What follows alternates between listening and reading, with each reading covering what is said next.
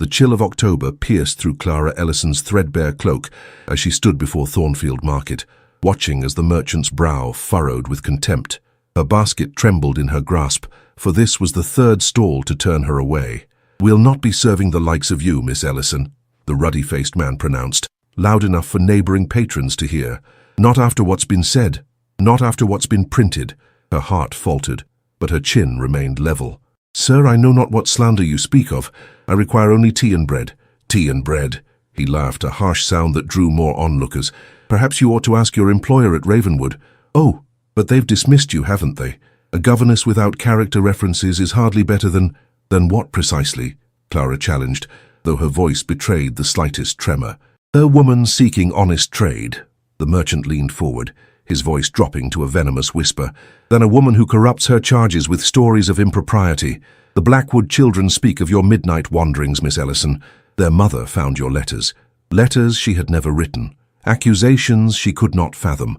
Clara's fingers tightened around her basket's worn handle as whispers rippled through the gathering crowd. London was a city of fog and rumours, and both had a way of penetrating the most guarded homes. "I have done nothing of which to be ashamed," she stated, her voice steady despite the cold dread coursing through her veins. "Then explain why Lady Blackwood herself has warned every household in Belgravia against employing you." A woman's voice cut through the murmurs, sharp as a blade. Lady Honoria Vale emerged from the crowd, her ivory gloves spotless, her smile a perfect crescent of malice. Imagine my surprise, discovering the disgraced governess shopping as though she were still respectable. Clara felt the ground shift beneath her feet. Lady Honoria, whose nephew she had once tutored, whose hatred had begun when the child preferred Clara's gentle instruction to his aunt's cold discipline. "My lady," Clara curtsied, pride warring with necessity. "I have committed no crime. Character is all a governess possesses," Lady Honoria announced to the growing audience, her voice carrying across the marketplace. "Without it, she is merely another beggar woman, and London has quite enough of those, wouldn't you agree?" Laughter rippled through the crowd. Clara's cheeks burned, but she would not lower her gaze.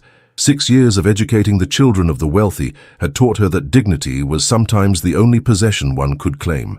"If that will be all, my lady," Clara said, turning to leave, knowing her market basket would remain empty this day. But Lady Honoria was not finished.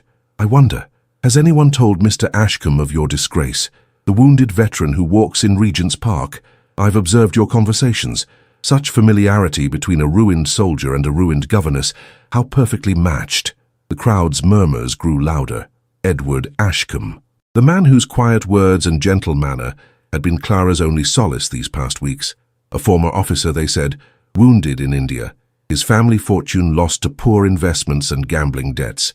He walked with a cane and spoke rarely of himself, but his eyes, those amber eyes, held kindness when the world offered none. "Mr. Ashcombe is a gentleman," Clara said softly. "His circumstances do not define him." "Circumstances?" Lady Honoria laughed. "Is that what we call it when a man's own father disowns him? When he skulks about London rather than showing his face at respectable gatherings? You would defend him, I suppose, having no reputation of your own to preserve." Before Clara could respond, a hush fell over the marketplace. A tall figure stood at its edge, leaning on a polished cane, his face half-shadowed by the brim of his hat. Edward Ashcombe had never looked imposing. His coat was well made but worn, his boots polished but scuffed, yet something in his bearing commanded silence. "Lady Honoria," he said, his voice carrying despite its softness, "I find the morning air exceedingly favourable for gossip. Might I suggest you save some for your afternoon tea parties?" He approached steadily, each step measured, until he stood beside Clara. Without looking at the astonished crowd, he offered his arm to her. "Miss Ellison, I believe you mentioned needing assistance with some purchases. May I be of service?" The crowd parted like water around stone as he led her away, her hand trembling slightly on his sleeve. "Mr. Ashcombe," she whispered, "you mustn't.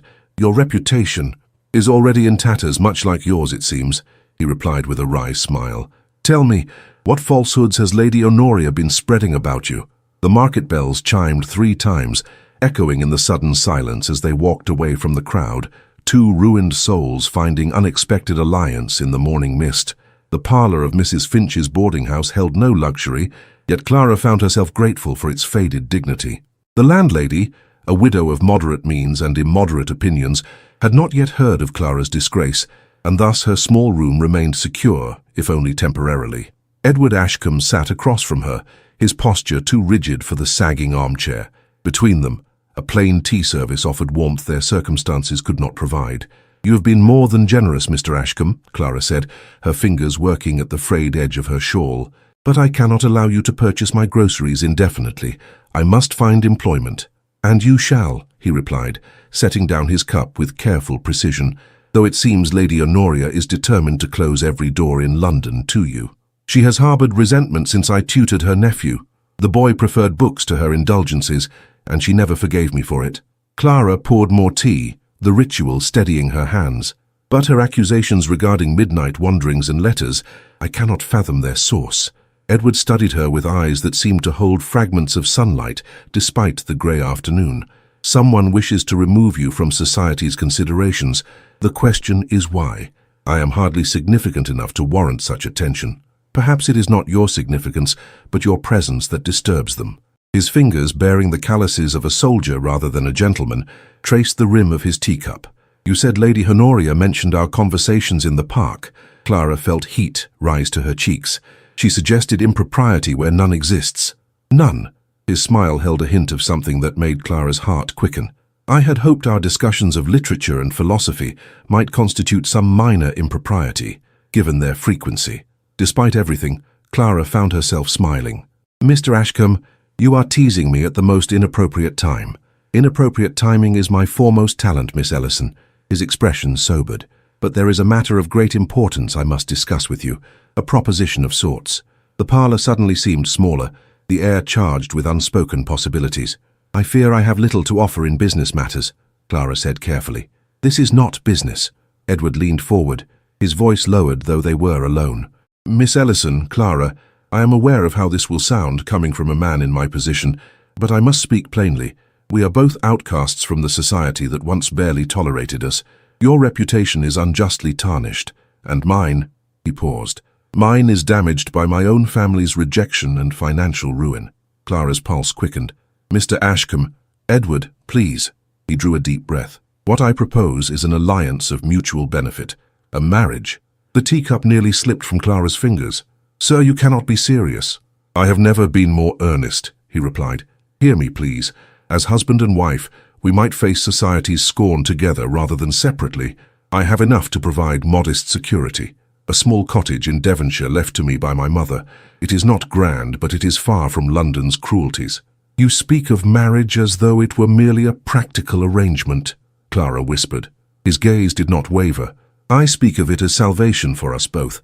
But I would not insult you by pretending my heart is uninvolved. Our conversations in the park have been the only brightness in my darkened days. Your mind, your gentle spirit." He stopped, composing himself. "Forgive me. I do not wish to overwhelm you with sentiments that might seem convenient given our circumstances." Clara set down her cup, studying the man before her. His clothes were worn but impeccable, his manner gentle despite his obvious military background. In his eyes she saw not desperation, but resolve. "The world would say you offer from pity," she said softly. "The world knows nothing of what passes between two souls," he countered.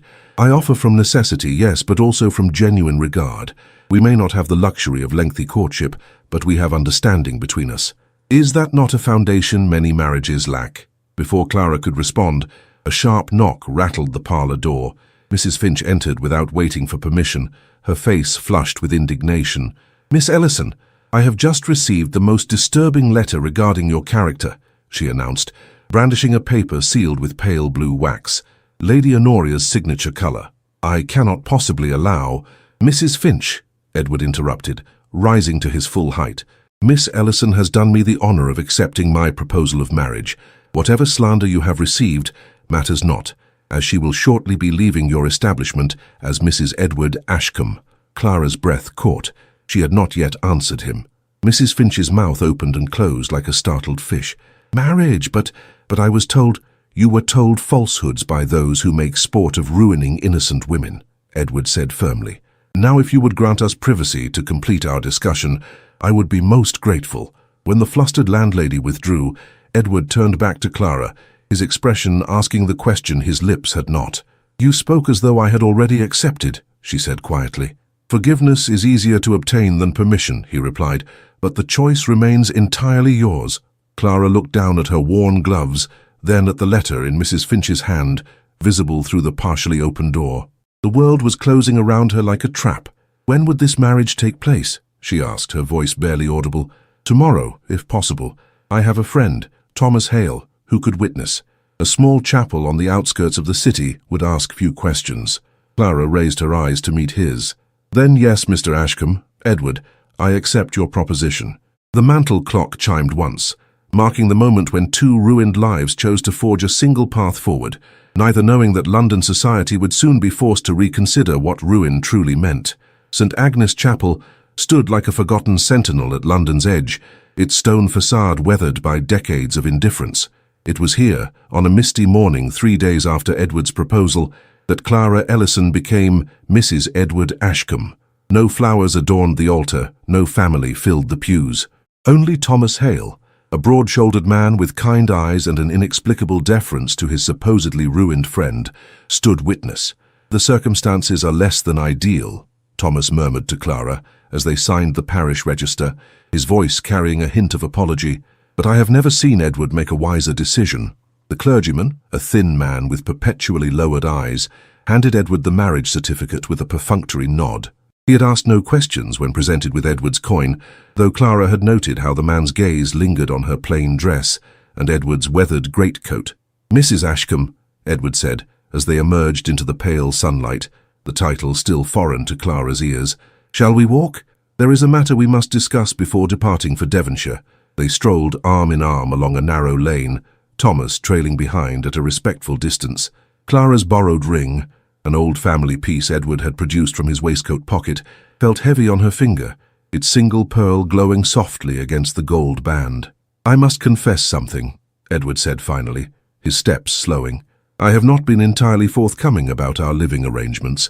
Clara's heart faltered. "The cottage exists," he assured her quickly. "But before we retire to Devonshire, there is a duty I must fulfill in London. My father's solicitor has requested a meeting regarding some final matters of my disinheritance. I had hoped to avoid it, but Thomas convinced me it would be unwise to leave such business unresolved." "Of course," Clara nodded. "When is this meeting to take place?" "Tomorrow morning. I've taken rooms for us at the Gilded Oak, a modest inn but respectable. Thomas has assured me of its discretion." Clara felt heat rise to her cheeks at the implications of shared lodgings, however proper their marriage might be. As if sensing her thoughts, Edward continued softly, "You need fear nothing from me, Clara. Ours is a marriage of mutual protection and respect. I shall not presume upon rights I have not earned." "You are very kind," she replied, though the word seemed insufficient for the man who had rescued her from disgrace. They walked in silence until reaching a small tea-house where Thomas had arranged a modest wedding breakfast. As they approached its wooden door, however, Clara froze. Through the window, she glimpsed a familiar face, Lady Beatrice Ashcombe, the dowager aunt whom Edward had mentioned only in passing. "Edward," she whispered, "your aunt." His face paled slightly. "Thomas, did you—" "She insisted," Thomas replied with an apologetic shrug. "Said she had a right to meet the woman brave enough to ally herself with the family's black sheep." Before Clara could protest, the door swung open and Lady Beatrice emerged, a stately woman of perhaps 50 years, her silver-streaked hair arranged beneath a modest bonnet. "So this is the governess who has captured my nephew's attention," she said, her keen eyes surveying Clara from head to toe. "You are younger than I expected." "Aunt Beatrice," Edward began, his voice tight, "this was to be a private affair." "Private affairs are luxury items, my dear boy, which you forfeited when you chose your particular path." Her gaze returned to Clara. "Well, come inside, both of you. The tea is growing cold and I detest waste almost as much as I detest secrets." The tea-house's private room held a spread far more elaborate than Clara had anticipated. Fresh scones, clotted cream, strawberry preserves, and a selection of small sandwiches arranged on silver trays. "Thomas suggested you might appreciate a proper celebration," Lady Beatrice explained, noting Clara's surprise. "Though I added a few touches of my own. One doesn't marry every day, even under such unusual circumstances." They seated themselves around the table, an awkward quartet. Clara observed how Edward's posture remained rigid, how his fingers tensed around his teacup whenever his aunt spoke. I must say, Mrs. Ashcombe, Lady Beatrice continued, emphasizing the title with subtle emphasis, you have caused quite a stir in certain circles. Lady Honoria Vale was particularly vocal at yesterday's Literary Society meeting. Something about letters and midnight wanderings. Fabrications, Edward stated firmly. Clara has been unjustly maligned. Indeed? How convenient that her reputation should be damaged just as she begins walking with you in Regent's Park. Lady Beatrice's smile was enigmatic, almost as though someone feared her influence. Clara set down her teacup. My lady, if I may speak plainly, please do. Plain speaking is refreshing in a world of ornate lies. I do not understand why anyone would trouble themselves over a governess's reputation. Was of no consequence to London society. Lady Beatrice's eyebrow arched. Perhaps it is not your past position that concerned them, but your potential future one. An uncomfortable silence descended, broken only when Thomas cleared his throat. I've taken the liberty of arranging transport to the Gilded Oak. Your belongings have been delivered there already. Edward nodded gratefully. Thank you, Thomas. You have been more than a friend these past months. These past decades, you mean, Lady Beatrice corrected. Since you were boys climbing trees on the estate and ruining your Sunday clothes. She turned to Clara. Did you know they once freed all the hunting dogs before the midsummer hunt? The Duke was furious. The Duke, Clara repeated, confusion clouding her features. A strange tension filled the room. Thomas's gaze dropped to his plate, and Edward's jaw tightened visibly. My father, Edward said quietly, before his title passed to my cousin. Ah, Lady Beatrice's smile turned sharp. Is that the tale you've shared? How fascinating. Aunt Beatrice, Edward's voice held a warning. Very well, very well. She waved her hand dismissively before turning to Clara. My dear, whatever circumstances brought you to this marriage, I find myself inclined to approve of you. There is a steadiness in your countenance that suggests character beyond your years. Thank you, Clara replied, uncertain whether she had just received a compliment or undergone an assessment. As they finished their tea, Lady Beatrice drew a small package from her reticule. A wedding gift, she announced, placing it before Clara. Something every bride should possess, regardless of her circumstances. Clara unwrapped the silk-covered package to reveal a pair of fine kid leather gloves, their pearl buttons matching the modest ring on her finger. They were mine when I was younger, Lady Beatrice explained. Before arthritis claimed my fingers' elegance, I thought perhaps... They're beautiful, Clara whispered, genuinely touched. I shall treasure them. Wear them tomorrow, Lady Beatrice instructed, to the solicitor's office. A woman's hands reveal much about her station, and you, my dear, are now an Ashcombe. As they prepared to depart, Lady Beatrice drew Edward aside, their conversation too low for Clara to hear. She watched her husband's face, for he was her husband now, transform from tension to resignation, then to something like resolve. Thomas offered his arm as they stepped out onto the cobblestone street. You've married into a complicated family, Mrs. Ashcombe, he said quietly. All families have their complexities, Clara replied, watching Edward's tall figure as he concluded his conversation with his aunt. Some more than others, Thomas murmured, but I believe you may be exactly what Edward needs, what we all need, to heal old wounds. Before Clara could question his meaning, Edward returned to them, his expression unreadable. The carriage awaits, he announced, offering Clara his arm. As they departed, she glanced back to see Lady Beatrice watching them, her expression a curious mixture of satisfaction and concern. Behind her, just visible through the tea-house window, a man in fine clothing observed their departure, his face partially obscured by the glass. The carriage door closed with a firm click, sealing them inside as the horses moved forward into the London fog. Clara sat beside her new husband, aware that she had stepped into a story far more complex than a simple tale of two ruined souls finding refuge together. Edward, she began carefully, your aunt mentioned...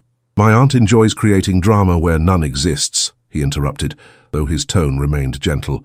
Tomorrow, after the solicitors' meeting, we shall leave for Devonshire, and London's machinations will be behind us. But as the carriage wound through London's crowded streets, Clara couldn't shake the feeling that they were moving not away from society's gaze, but directly into its focus. The Gilded Oak Inn presented a facade of modest respectability, its windows clean, its doorstep swept, its sign freshly painted. Yet as Clara followed Edward through its narrow corridor, she sensed a gentle decline in its fortunes, much like their own. Mrs. Ashcombe, sir, the innkeeper announced, showing them to a small suite comprising a sitting room and 2 adjoining bedchambers. The furnishings were worn but polished, the linens clean if somewhat faded. Clara's single trunk sat beside a larger one she presumed was Edward's. "Will this be suitable?" Edward asked once they were alone, his concern evident. "It is more than adequate," she assured him, removing her bonnet and gloves. The pearl buttons of Lady Beatrice's gift had drawn admiring glances from the innkeeper's wife, confirming the older woman's wisdom about such matters. Edward crossed to the window, gazing out at the busy street below. "I must leave you briefly to consult with Thomas about tomorrow's meeting. Will you be comfortable here?" "Perfectly so," Clara replied, though in truth she felt adrift in this new reality of being wife rather than employee. "Perhaps I might arrange our belongings while you're gone." He smiled, the expression warming his solemn features. "You needn't perform domestic duties quite so quickly, Clara. Rest if you wish. Order tea. The room is paid for in full, including any reasonable services you might desire." After his departure, Clara found herself unable to sit idle. She arranged her modest wardrobe in the smaller bedchamber, noting how Edward's trunk remained firmly closed, as if guarding secrets within. The sitting room held a small writing desk, upon which she discovered a leather-bound volume, Wordsworth's poems well worn and marked with thin strips of paper at several pages. Time passed peacefully until a sharp knock disturbed the afternoon quiet. Expecting Edward, Clara opened the door to find a uniformed messenger boy clutching an envelope. "For Mrs. Ashcombe," he announced, presenting it with a flourish that suggested a generous tip had accompanied its delivery. The envelope bore no sender's name, only her new married name written in an elegant feminine hand. Breaking the pale blue seal, Lady Honoria's signature colour, Clara withdrew a single sheet of expensive stationery. "My dear Mrs. Ashcombe, how swiftly you have elevated yourself from disgraced governess to married woman. Accept my congratulations on securing a husband whose ruin matches your own. Birds of similar plumage do indeed flock together, though I wonder if you truly understand which species you have joined. Perhaps you might inquire about the circumstances of your husband's disinheritance, or why a man of his background would choose a penniless governess rather than attempting reconciliation with his family. Men of desperate circumstances often make desperate choices. The solicitor your husband meets tomorrow, Mr. Hargrove of Hargrove, Wells and Pierce, might provide illumination should you accompany your new spouse. I imagine there are many fascinating details about the Ashcombe estate that would interest its newest attachment. With sincere regards, Lady Honoria Vale. Clara's hands trembled as she refolded the letter. How had Lady Honoria discovered her whereabouts so quickly? The marriage had been conducted in utmost privacy, yet news had evidently travelled. More disturbing were the insinuations about Edward. Clara had accepted his account of familial estrangement and financial ruin without question, believing his quiet dignity reflected inner truth. What possible motive could he have for marrying her, if not the mutual protection he had proposed? She was still pondering this when Edward returned, his expression brightening upon seeing her, then darkening as he noted the letter in her hand. "You've received correspondence already?" he inquired, removing his hat and coat. "From Lady Honoria," Clara admitted, seeing no reason to dissemble. "She appears remarkably well informed about our movements." Edward's jaw tightened. "May I?" he asked, extending his hand for the letter. Clara passed it to him, watching carefully as he read. His posture remained unchanged, but a muscle in his cheek twitched visibly. "She suggests I accompany you to the solicitors' meeting tomorrow," Clara said when he had finished, "though I understand if you prefer to attend alone." "On the contrary," Edward replied, his voice carefully controlled. "I would be grateful for your company. Mr. Hargrove can be rather formidable." "The letter implies there are aspects of your situation you haven't shared," Clara ventured carefully. Edward returned the letter to her, his gaze direct. "Lady Honoria specializes in implication and insinuation. It is her primary weapon in society's drawing rooms. Yet she knew of our marriage and of your meeting tomorrow. London thrives on information, traded like currency." He crossed to the fireplace, staring into its empty grate. "Thomas likely mentioned our plans to someone who mentioned them to someone else, and eventually the details reached her." It was a reasonable explanation, yet something in his manner, a slight hesitation perhaps, gave Clara pause. "Edward," she said softly, "I have entrusted you with my future. I ask only for honesty in return." He turned to face her, his expression pained. "You deserve complete candor, Clara, but some truths are not mine alone to reveal." His gaze held hers, pleading for understanding. Can you trust me until tomorrow? After the meeting, I promise you shall know everything." Before she could respond, another knock interrupted them. This time, a hotel servant delivered a heavy envelope bearing the embossed letterhead of Hargrove, Wells and Pierce, solicitors. "Urgent correspondence for Mr. Ashcombe," the man announced, bowing slightly. Edward accepted the envelope with evident reluctance, breaking its wax seal once they were alone again. As he read its contents, Clara observed a transformation, his shoulders straightening almost imperceptibly, his bearing shifting from that of a wounded man to something altogether different. "Is everything in order?" she inquired when he had finished. "It would appear," he replied carefully, "that Mr. Hargrove wishes to see us both. The meeting has been moved forward to this evening rather than tomorrow morning." He folded the letter precisely. "We are requested at his offices by 7 o'clock. "This evening?" Clara glanced at the small clock on the mantel. "That's scarcely 2 hours hence." "Indeed." Edward's expression was unreadable. "It seems our affairs have suddenly become rather urgent to multiple parties." Clara moved to the window, gazing out at the darkening London sky. Clouds gathered on the horizon, promising evening rain. "Do you think Lady Honoria's letter and this change are connected?" "I think," Edward said slowly, "that London society has decided we are more interesting than our supposed ruin would suggest." He approached, standing beside her at the window, his reflection in the glass overlapping with hers. "Clara, whatever happens this evening, remember that my proposal to you was genuine. My regard is sincere." The earnestness in his voice stirred something in Clara's heart, even as uncertainty clouded her thoughts. "I shall dress for the meeting," she said, retreating to her chamber.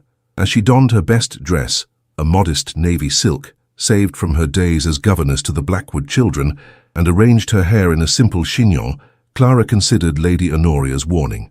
What species had she joined indeed? The question lingered as she pulled on Lady Beatrice's fine gloves, their pearl buttons gleaming in the lamplight like small, watchful eyes. When she emerged, she found Edward similarly transformed. His worn coat had been replaced by a finer garment of dark wool, his cravat tied with unexpected elegance. He offered his arm with formal courtesy. "You look beautiful, Mrs. Ashcombe," he said, his voice low. "As do you, sir," she replied, noting how his improved attire altered his entire aspect. "One might almost believe we were attending a social engagement rather than a solicitors' meeting." His smile held a curious mixture of apprehension and anticipation.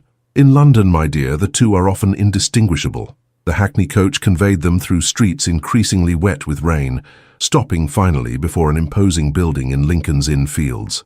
Gaslight spilled from its windows, illuminating the brass plaque that read, "Hargrove, Wells and Pierce, Solicitors Estaque 1789. As they approached the entrance, Clara felt Edward's arm tense beneath her hand. "Remember," he said quietly, "whatever transpires within, my feelings for you remain unchanged." The ominous nature of this reassurance caused Clara's heart to quicken. What possible legal matter could affect their nascent marriage? The door opened before Edward could knock, revealing a dignified butler who bowed deeply, too deeply, Clara thought, for visitors of their supposed station. "Mr. Ashcombe, madam," the man intoned. "Mr. Hargrove awaits you in the main office." They were led through a corridor lined with portraits of stern-faced men, presumably partners past and present of the distinguished firm. At its end stood a polished oak door, which the butler opened with ceremonial slowness. "Mr. and Mrs. Ashcombe, sir," he announced. The large office beyond held 3 occupants. A corpulent man, Clara presumed to be Mr. Hargrove, seated behind an enormous desk. Lady Beatrice perched on a leather armchair, and to Clara's shock, Lady Honoria Vale, her pale blue gown a stark contrast to the room's sombre tones. "Ah, the newlyweds arrive at last," Lady Honoria purred, her smile sharp as a blade. "How delightful!" Mr. Hargrove rose, his jowls quivering with what appeared to be repressed excitement. "Your Grace," he said, bowing deeply to Edward. "And, Madam, Your Grace." The title hung in the air like a thunderclap, its implications unfurling in Clara's mind, even as the room seemed to tilt beneath her feet. Lady Honoria's victorious laugh rang out. "Oh, my dear Mrs. Ashcombe, or should I say, Your Grace, your expression is positively priceless." The clock on the wall chimed 7 times, each note marking the death of what Clara had believed to be true about the man whose arm she still clutched, whose ring she wore, whose name, whose real name, she suddenly realized she might not even know. Clara's world contracted to a single point of understanding. The man beside her, her husband of mere hours, was not the ruined gentleman he had claimed to be. The solicitor's use of Your Grace admitted only one interpretation. Edward held a ducal title, the highest rank of peerage below royalty itself. "I believe introductions are in order," Lady Beatrice said, her calm voice cutting through the charged atmosphere. "Clara, may I present my nephew Edward James William Ashcombe, the 8th Duke of Wexford?" She paused, her gaze shifting to Edward. "And Edward, it seems you must now properly introduce your Duchess to society." "Duchess?" Clara whispered, the word foreign on her tongue. Edward's face had gone pale, his jaw rigid with tension. "This is not how I intended you to learn the truth," he said quietly. Lady Honoria's laughter rippled through the room again.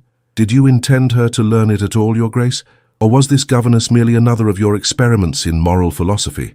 "That is quite enough, Lady Honoria," Mr. Hargrove interjected, seemingly recovered from his initial shock. "This meeting was arranged at her ladyship's insistence," he explained to Edward, "though I confess I did not expect, that is to say, your marriage comes as rather a surprise. A surprise to all of us, I assure you," Lady Honoria added venomously, "particularly to those ladies whose families have spent years cultivating connections to Wexford." Clara's mind raced to reconcile the disparate pieces. Edward had claimed to be disinherited, ruined. Yet he was a duke, presumably wealthy, powerful, and certainly not socially disgraced, as he had led her to believe. "Why?" she asked, finally finding her voice. She turned to face Edward directly. "Why this deception?"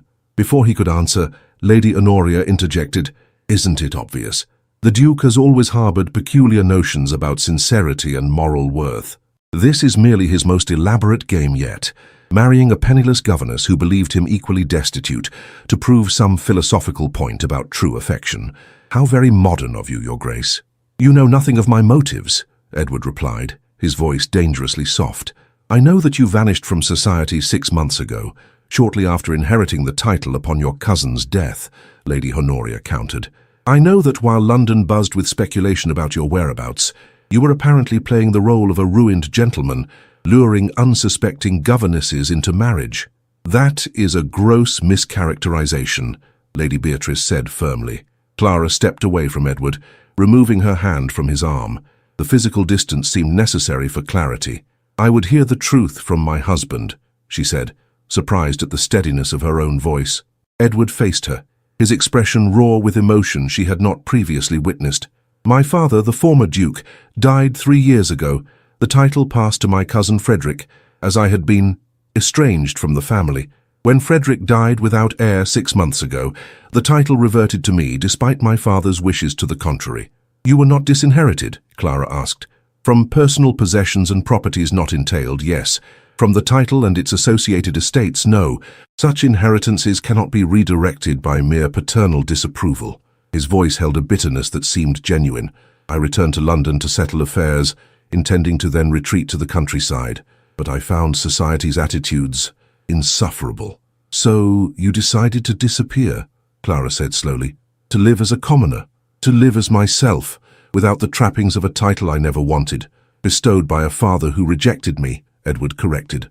"I wish to be valued or not for my character alone." Mr. Hargrove cleared his throat. "While this domestic discussion is undoubtedly fascinating, there are pressing legal matters to address. Your Grace's extended absence has created considerable administrative complications regarding the Wexford estates." "My stewards have managed admirably," Edward replied. "Indeed, but certain decisions require ducal authorization. Properties languish without direction. Tenants await responses to petitions." The solicitor shuffled papers nervously. "And then there is the matter of the London residence, which remains shuttered while Your Grace lodges at an inn." The full magnitude of the deception began to dawn on Clara. Edward, the Duke, owned estates, managed tenants, possessed a London residence grand enough to concern his solicitor. The modest cottage in Devonshire he had promised was likely a mere hunting lodge among dozens of properties. "Clara," Edward began, reaching for her hand. She withdrew it gently but firmly. "You allowed me to believe we were equally disadvantaged, that our marriage represented mutual salvation from difficult circumstances." "It does," he insisted. "My position brings constraints and expectations far more suffocating than those you faced as a governess." Lady Honoria sniffed derisively. How tremendously difficult it must be, carrying the burden of wealth and power. "Honoria, you try my patience," Lady Beatrice warned. Mr. Hargrove, seemingly eager to return to practical matters, produced a stack of documents. There are several urgent items requiring your Grace's signature. The matter of the Northumberland properties, the renovation of the London house, and of course the settlement papers for her Grace. Settlement papers, Clara echoed. For your dowry, naturally, Mr. Hargrove explained, as though addressing a child, or rather, the lack thereof. Standard procedure would establish an allowance and provisions for widowhood, but given the unusual circumstances, are you suggesting my marriage is invalid? Edward's voice had grown cold. Not at all, Your Grace, the solicitor hastened to assure him. Merely complicated. The Duchess of Wexford traditionally brings significant assets to the union. Lady Honoria's own dowry, had you selected her as your bride, would have included estates in Yorkshire and considerable investments in— Mr. Hargrove, Edward interrupted. I did not select Lady Honoria, nor any other eligible heiress. I married Miss Ellison, Mrs. Ashcombe, of my own free will, and with full understanding of her financial situation. Whatever settlements are customary shall be arranged accordingly. Lady Honoria rose, her face flushed with anger. This is precisely why I insisted on this meeting.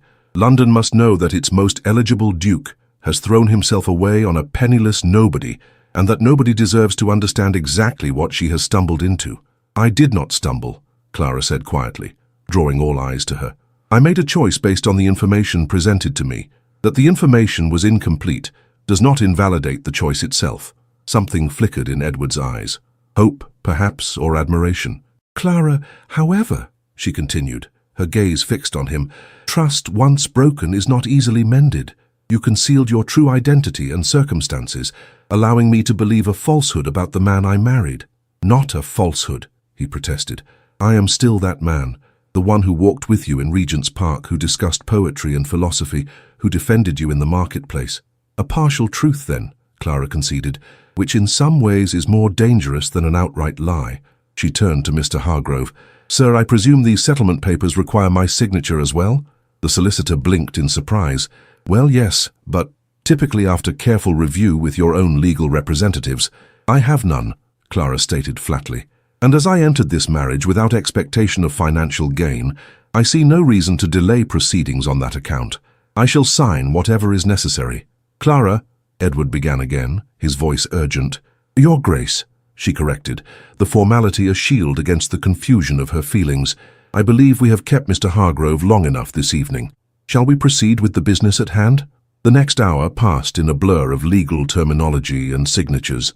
Clara affixed her name to documents she scarcely comprehended, aware only that each signature bound her more tightly to the stranger beside her, the Duke of Wexford, not the ruined Edward Ashcombe she had agreed to marry. Lady Honoria departed with a triumphant smile, her mission of revelation complete. Lady Beatrice remained, occasionally clarifying points of procedure or tradition that Clara might otherwise have misunderstood. When at last the papers were signed and sealed, Mr. Hargrove rose with evident relief. Allow me to be the first to officially congratulate your Graces on your union. The Duchess of Wexford is entitled to certain privileges and responsibilities which my associate, Mr. Wells, would be happy to outline at a later date. Thank you, Mr. Hargrove, Edward replied formally. We shall call upon you tomorrow to discuss the remaining estate matters. As they prepared to depart, Lady Beatrice approached Clara, her expression sympathetic. My dear, I understand this evening has brought revelations you were unprepared for, but know this, my nephew may have concealed his title, but not his character. That, I believe, you have seen truly. Clara managed a polite nod, though her thoughts remained in turmoil. The butler returned their cloaks, bowing deeply to Clara this time. Her new rank evidently communicated throughout the household with remarkable efficiency. Outside, rain fell steadily from a black sky. Edward helped Clara into the waiting carriage, then hesitated. Would you prefer that I find alternate accommodations tonight? The question startled her. Despite everything, the thought of facing this strange new reality alone seemed worse than sharing space with the man who had deceived her. That won't be necessary, she replied stiffly. We have appearances to maintain, it seems. The carriage journey passed in silence. Clara stared out the window at the rain-slicked streets of London, trying to reconcile the governess she had been that morning with the Duchess she had apparently become. Beside her, Edward sat equally silent, his profile illuminated occasionally by passing street lamps. Upon returning to the Gilded Oak, they found the innkeeper's manor transformed. News of their true identity having somehow preceded their return. He bowed repeatedly, addressing them as "Your Grace," with nervous enthusiasm, promising better rooms, special services, anything they might desire. "Our current accommodations are perfectly adequate," Edward assured him, leading Clara upstairs. Once inside their suite, the facade of composure Clara had maintained throughout the evening began to crumble.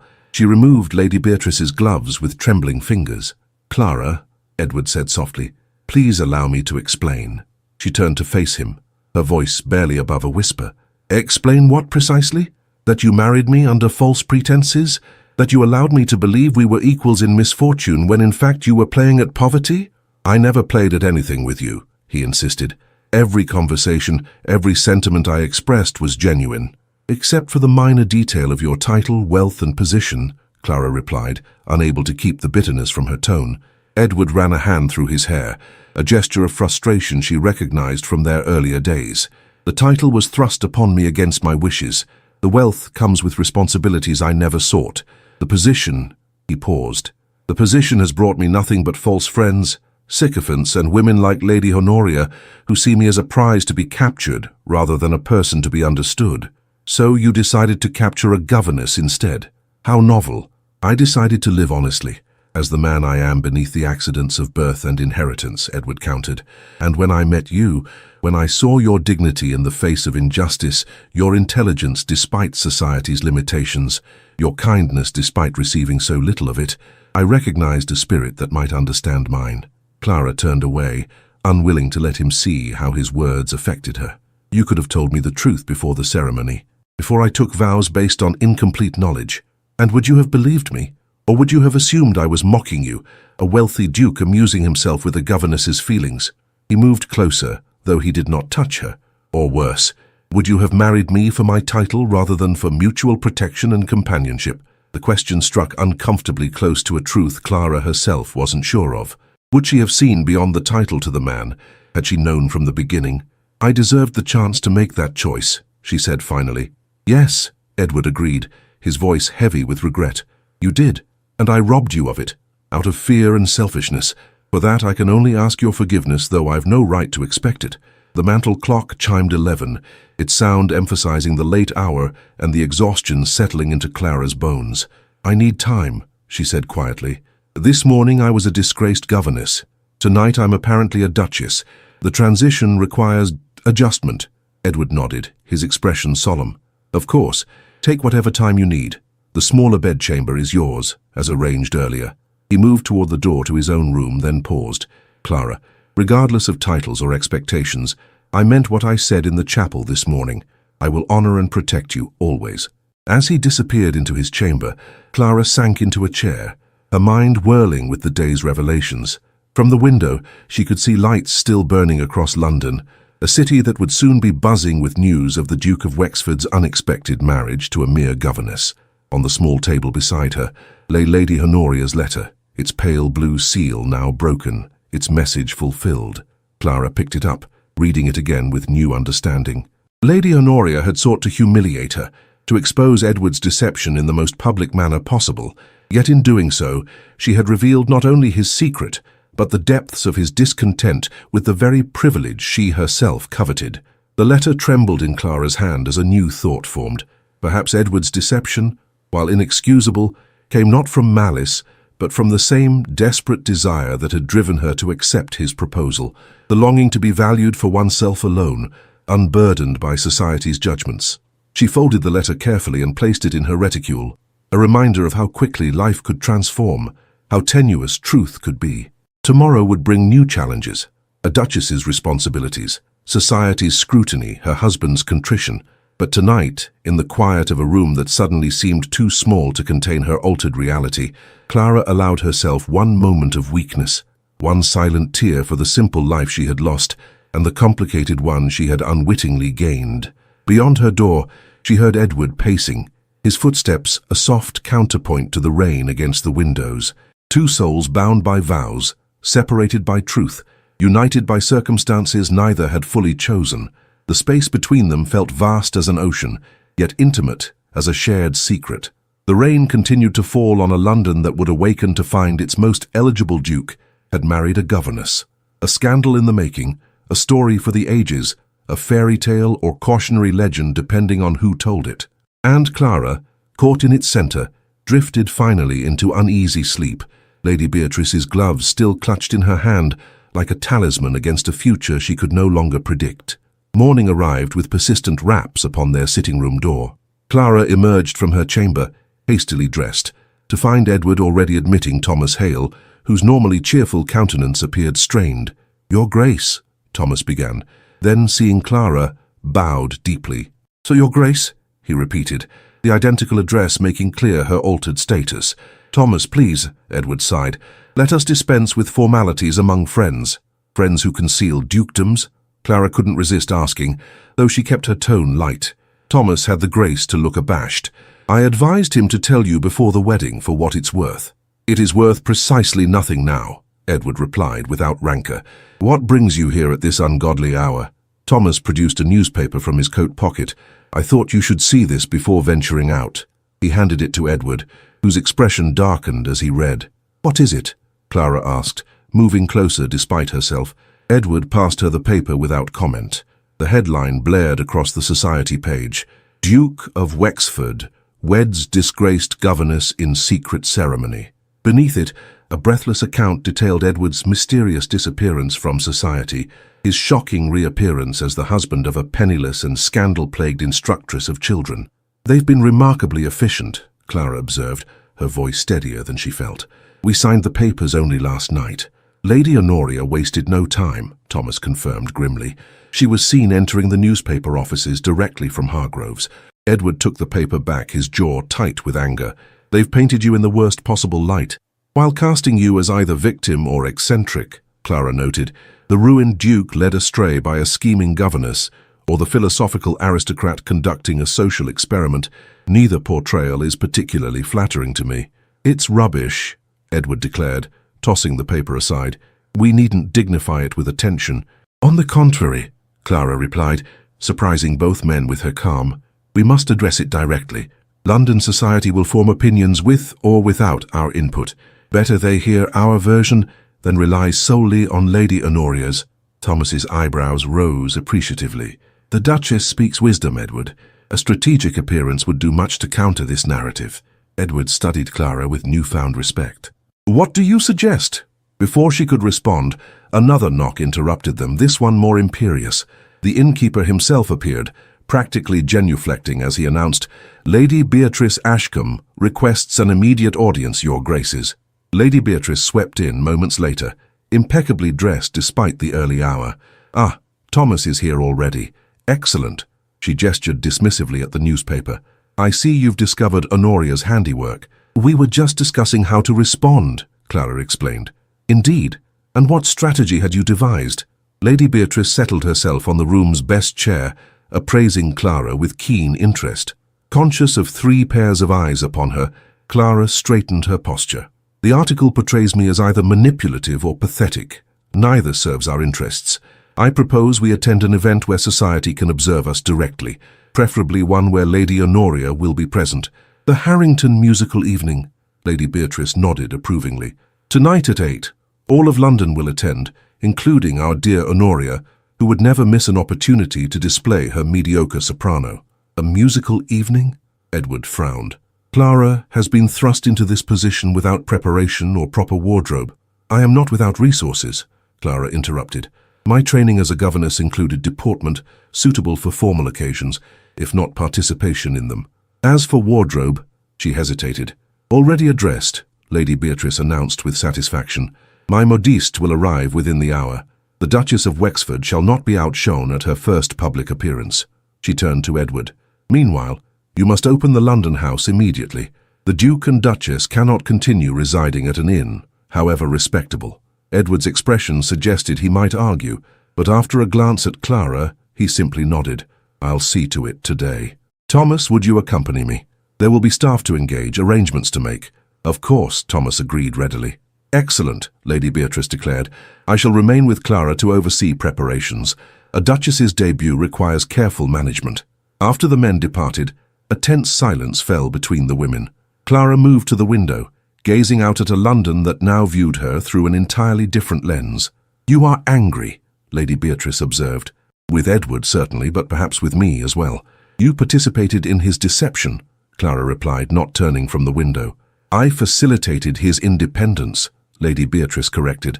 "My nephew has carried burdens you cannot imagine.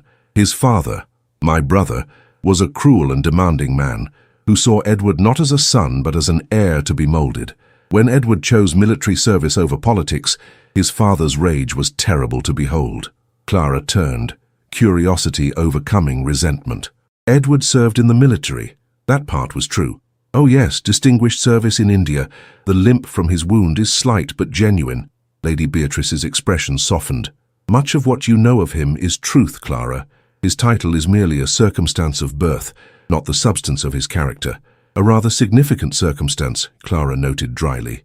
Lady Beatrice laughed, a warm sound that reminded Clara of Edward's rare chuckles. "Indeed. One that brings privileges and constraints in equal measure." Her amusement faded. "You face a choice now. You may view Edward's deception as unforgivable betrayal and live as Duchess in name only. Many aristocratic marriages survive on less. Or you may seek to understand the man behind the title and perhaps forge something genuine from these inauspicious beginnings." Before Clara could respond, a commotion in the corridor announced the arrival of Madame Beaumont, London's première modiste, accompanied by 2 assistants carrying boxes and fabric samples. The next several hours dissolved into a whirlwind of measurements, fabric selections, and hasty alterations to gowns that simply must do for tonight, while others were commissioned for future occasions. Throughout the fitting, Lady Beatrice offered guidance on everything from appropriate jewelry to the correct angle for holding a fan. "The first rule of aristocratic survival," she advised, "is to appear as though you've never known any other life. Confidence disguises all manner of unfamiliarity." By late afternoon, Clara stood transformed. The modest navy silk had been cleverly reworked with lace panels and an elegant overskirt. Her hair was arranged in a more sophisticated style, adorned with pearl pins that matched her wedding ring. The woman reflected in the mirror bore little resemblance to the governess who had stood humiliated in Thornfield Market mere days ago. "You shall outshine every debutante," Lady Beatrice declared with satisfaction. "Honoria will be livid." "Is that our goal?" Clara asked, adjusting a pearl earring, another of Lady Beatrice's loans that felt suspiciously like gifts. "One of many," the older woman replied cryptically. "Ah, I believe your husband has returned." Edward entered moments later, stopping abruptly at the sight of Clara. Something indefinable flashed in his eyes, admiration certainly, but tinged with regret, as though seeing physically manifested the transformation his deception had wrought. "Clara," he said softly, "you look like a duchess," she supplied, her tone carefully neutral. "Like yourself," he corrected, "but as you might have been born to this role." An unexpected warmth blossomed in Clara's chest, quickly suppressed. "What news of the London house?" Edward seemed to accept her change of subject. "It will be ready by tomorrow. Tonight I've arranged for us to depart directly from the Harrington affair to Wexford House. The staff is minimal but sufficient for our immediate needs." "Wexford House," Clara repeated, the name foreign on her tongue. "I don't even know where it's located." "Berkeley Square," Lady Beatrice supplied, "the north side, one of London's finest residences, when properly maintained." A carriage arrived as dusk fell, not a hired hackney this time, but the Duke of Wexford's own conveyance, complete with liveried footmen and a coat of arms emblazoned on its glossy door. Clara entered it with outward composure, though inwardly she marvelled at how rapidly her circumstances continued to transform. Edward joined her, dressed now in evening attire that emphasized his aristocratic bearing. Gone was any trace of the ruined gentleman she had married. In his place sat a duke, confident, powerful, and unmistakably born to privilege. "You needn't maintain this facade of acceptance," he said quietly, as the carriage rolled forward. "I know you're still angry." "Anger serves little purpose tonight," Clara replied. "We must present a united front, whatever our private feelings." Edward studied her with that same inscrutable expression from earlier. "You adapt remarkably well to circumstances."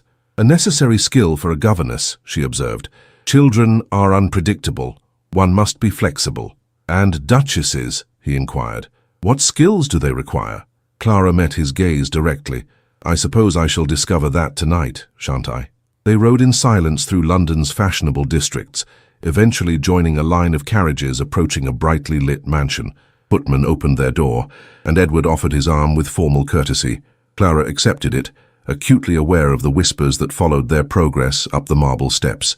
At the entrance stood Lord and Lady Harrington, their faces a study in barely concealed shock, as the major domo announced, "His Grace the Duke of Wexford and Her Grace the Duchess."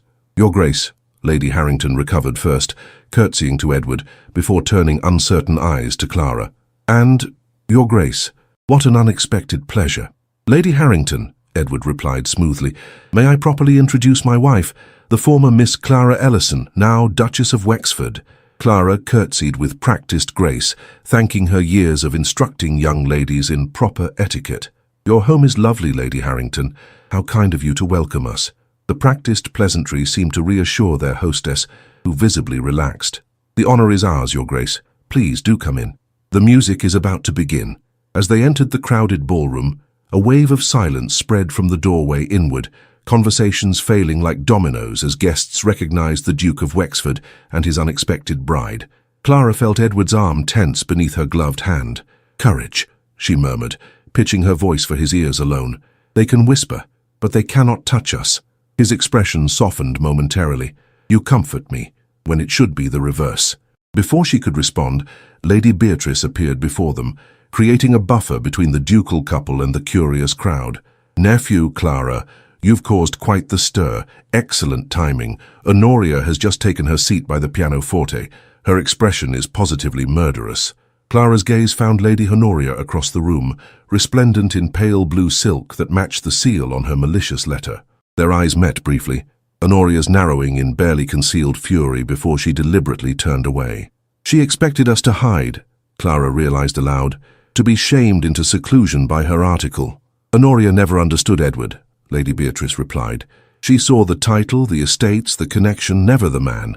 She patted Clara's hand encouragingly. "Now, stand tall, smile serenely, and let me introduce you to a few key allies. In London society, strategic friendships are as important as avoiding strategic enemies." The next hour passed in a blur of introductions, each more overwhelming than the last.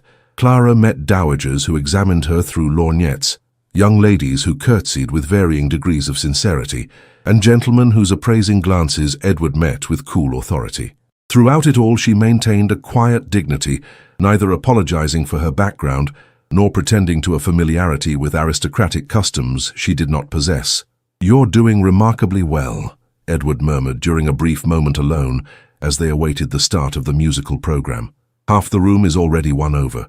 "And the other half?" Clara inquired. "Reserves judgment until they see how Lady Harrington receives you," he replied honestly. "Society follows its leaders." As if summoned by his words, Lady Harrington approached, accompanied by an elderly woman leaning heavily on an ebony cane. "Your Graces," their hostess began nervously, "the Dowager Countess of Melbury has expressed a particular desire to meet the new Duchess."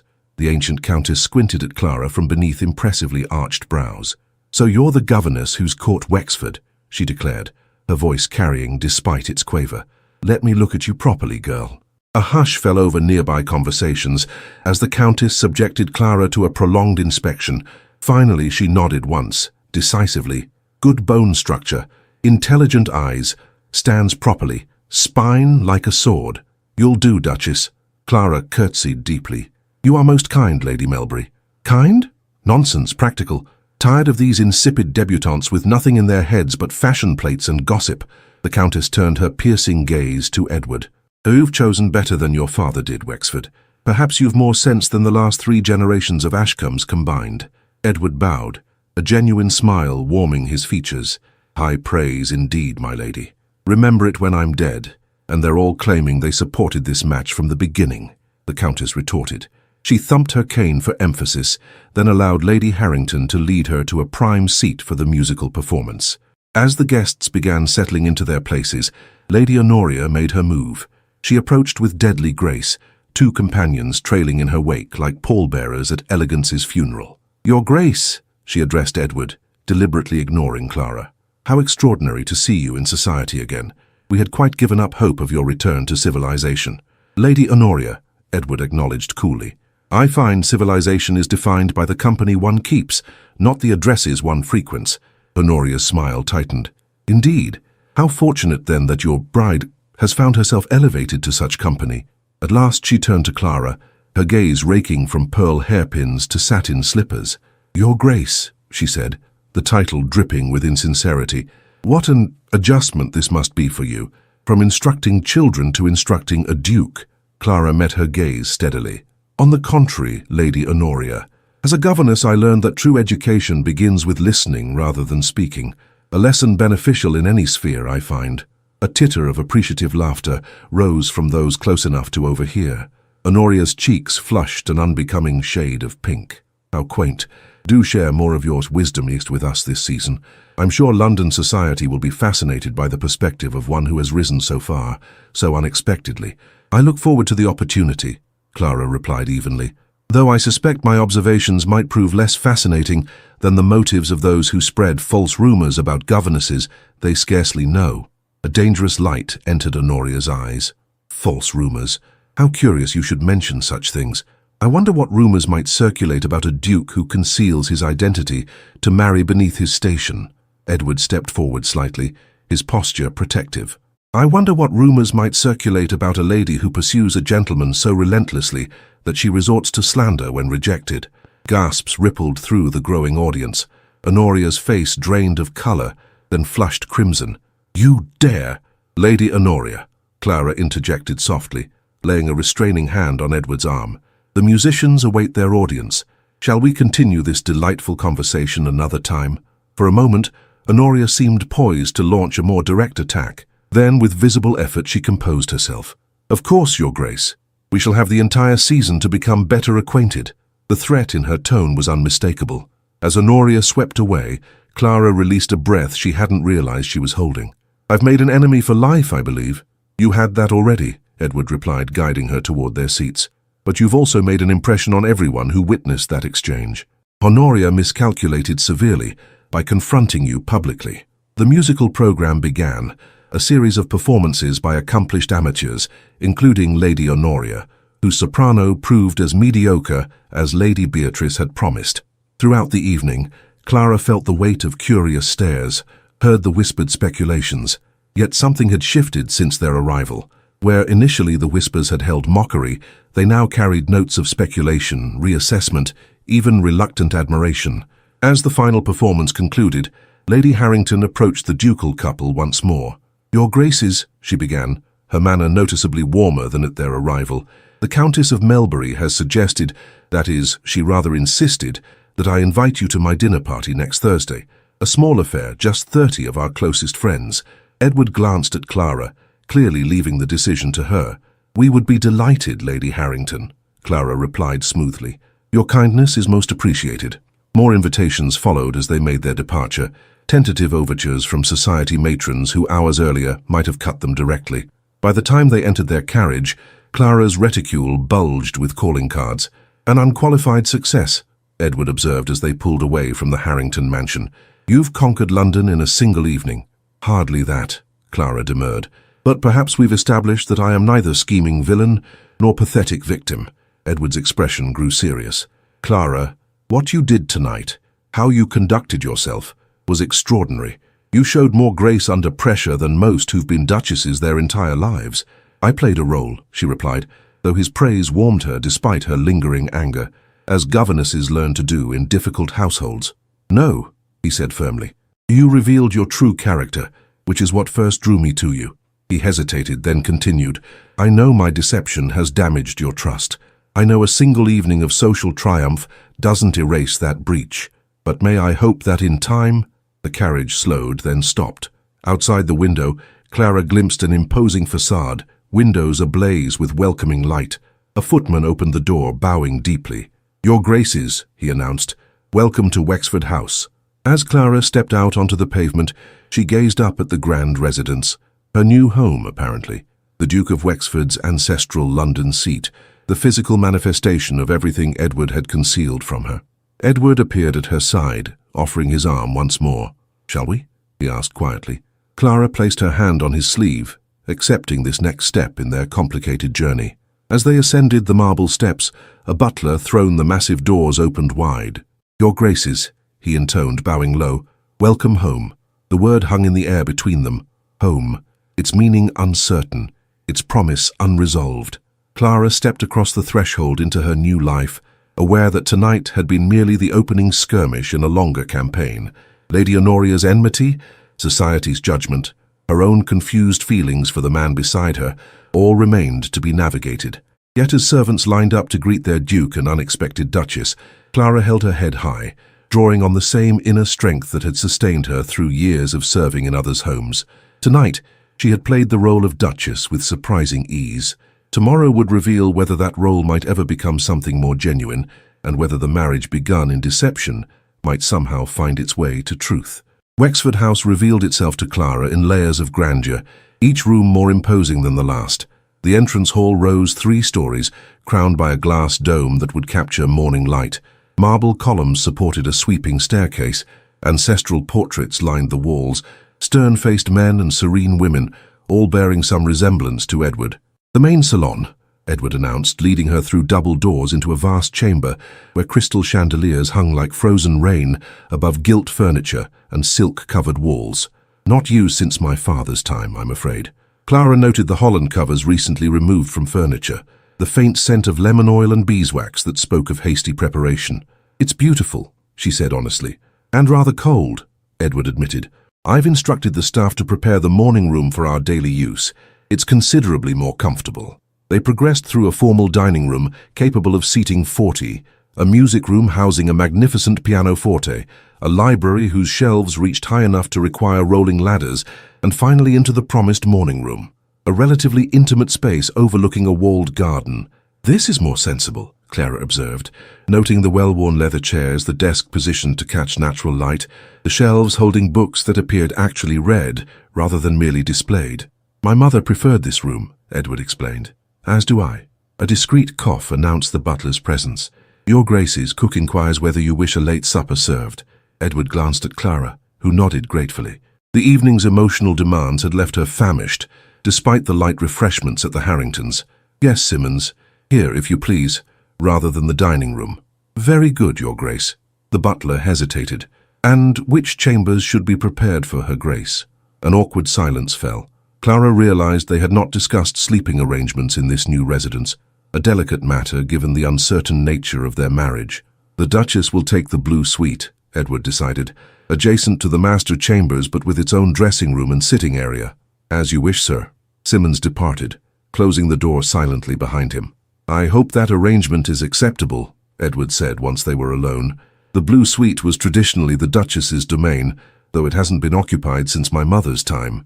"Any private space will suffice," Clara replied neutrally. Edward ran a hand through his hair, that familiar gesture of frustration that reminded her of the man she'd known in the park. "Clara, I understand your reticence, but we must establish some understanding between us if we're to navigate this new reality."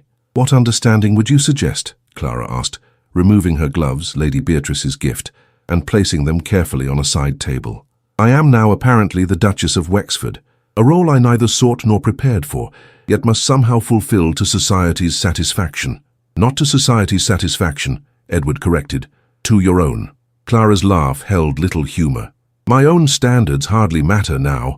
I've been thrust onto a stage without knowing my lines or my character's motivation." "Your character remains exactly who she was," Edward insisted. "The woman I met in Regent's Park. Intelligent, principled, resilient. The title changes your circumstances, not your essence." "Easy for you to say," Clara countered. "You were born to this world. I am an imposter within it." Edward crossed to where she stood, close enough that she could detect the subtle scent of sandalwood that clung to his evening clothes. "Do you truly believe that, after how you conducted yourself tonight? Lady Honoria has navigated these waters her entire life, yet you bested her with ease." "I maintained composure," Clara corrected. "That hardly constitutes mastery of ducal responsibilities. It demonstrates character, which is far more valuable." Edward's voice softened. "Clara, I know my deception hurt you. I know trust, once broken, requires time to rebuild, but I ask only for the chance to earn that trust again." Before Clara could respond, Simmons returned with 2 footmen bearing trays. A small table was quickly arranged before the fire, laden with cold meats, bread, cheese, fruit, and wine. "Will there be anything else, Your Grace?" Simmons inquired. Edward glanced at Clara, who shook her head slightly. "That will be all, Simmons. We'll ring if needed." When they were alone again, Clara seated herself at the table, grateful for the practical interruption. Edward joined her, pouring wine into delicate crystal glasses. "To new beginnings," he offered, raising his glass. Clara touched her glass to his without comment, the crystal emitting a pure, clear note that seemed to linger in the quiet room. They ate in silence for several minutes, the simple act of sharing food creating an unexpected intimacy after the evening's public performance. "Your aunt believes I should forgive you," Clara said finally. Edward's hand paused midway to his glass. "And what do you believe?" "That forgiveness should be earned, not granted as a matter of convenience." "I agree," Edward replied, surprising her, "and I intend to earn it however long that might take." Clara studied him, this man who was both stranger and husband, both deceiver and defender. "Why did you disappear from society?" "The true reason, not the philosophical explanation you offered earlier." Edward set down his glass, his expression growing serious. "My father and I were at odds throughout my youth. He demanded perfect obedience to his vision of a proper heir. I sought independence, meaning, when I chose military service, he effectively disowned me. But not officially," Clara prompted. "He couldn't break the entail on the title, but he made clear I was no son of his." Edward's voice remained steady, though Clara sensed old pain beneath his words. "When I returned from India, wounded in both body and spirit, we maintained a cold peace. After his death, my cousin Frederick inherited, which suited me perfectly. I had no desire for the dukedom." "Then Frederick died," Clara supplied. "Unexpectedly, without issue. The title reverted to me despite my father's wishes." Edward's jaw tightened. "I returned to London to settle affairs, intending to establish competent stewards, then retreat to a quieter life. But everywhere I went, I encountered the same fawning deference, the same matchmaking mammas, the same fortune hunters." "Including Lady Honoria," Clara guessed. A wry smile crossed Edward's features. "Especially Lady Honoria. Her pursuit was relentless, her tactics increasingly desperate." "So you simply disappeared?" "I withdrew from society circles, yes. Took modest rooms, walked in public parks, visited small bookshops. I wanted to remember what it felt like to be valued for myself, not my title." His gaze met hers directly. "And then I met you, Clara Ellison, teaching a child to identify birds in Regent's Park, speaking of poetry and philosophy with more insight than I'd heard in a dozen aristocratic salons." Despite herself, Clara felt a warmth spreading through her chest at the memory. Those early conversations had been a balm to her lonely soul, intellectual companionship she'd sorely missed since leaving her teaching position. "You deliberately concealed your identity from me," she said, though the accusation held less heat than before. "At first, through simple omission, I was Edward Ashcombe, which is true enough, merely incomplete. Later," he hesitated, "later I feared that revealing my title would transform how you saw me, that the genuineness between us would be lost." "You didn't trust me to see beyond the title," Clara translated. "I didn't trust anyone," Edward corrected gently. "Years of experience had taught me that dukes have acquaintances, not friends, admirers, not equals. You were the first person in years who spoke to me as a man, not a title." Clara absorbed this, recognizing the lonely echo of her own experience. How many times had she been invisible in aristocratic homes, present but unseen except when needed? "When Lady Honoria orchestrated your disgrace," Edward continued, "I saw an opportunity to offer protection we both needed. I convinced myself that half-truth served a greater purpose." "And now," Clara prompted, "what purpose do you see in our marriage now, Your Grace?" Edward reached across the table, not quite touching her hand, but close enough that she could feel the warmth of his skin. "The possibility of genuine partnership, of shared purpose, of a life where titles and backgrounds matter less than character and understanding." His sincerity was palpable, his gaze unwavering. Clara found herself wanting to believe him, even as caution counseled distance. Before she could respond, a knock sounded at the door. Simmons entered, his usual impassive expression betraying a hint of concern. "Forgive the interruption, Your Graces, but Mr. Hargrove is below. He insists the matter cannot wait until morning." Edward frowned. "Hargrove? At this hour?" "He appears most agitated, sir." Edward glanced at Clara. "Would you prefer to retire? This is likely some tedious legal matter." "I'll stay," Clara decided, curiosity overcoming fatigue.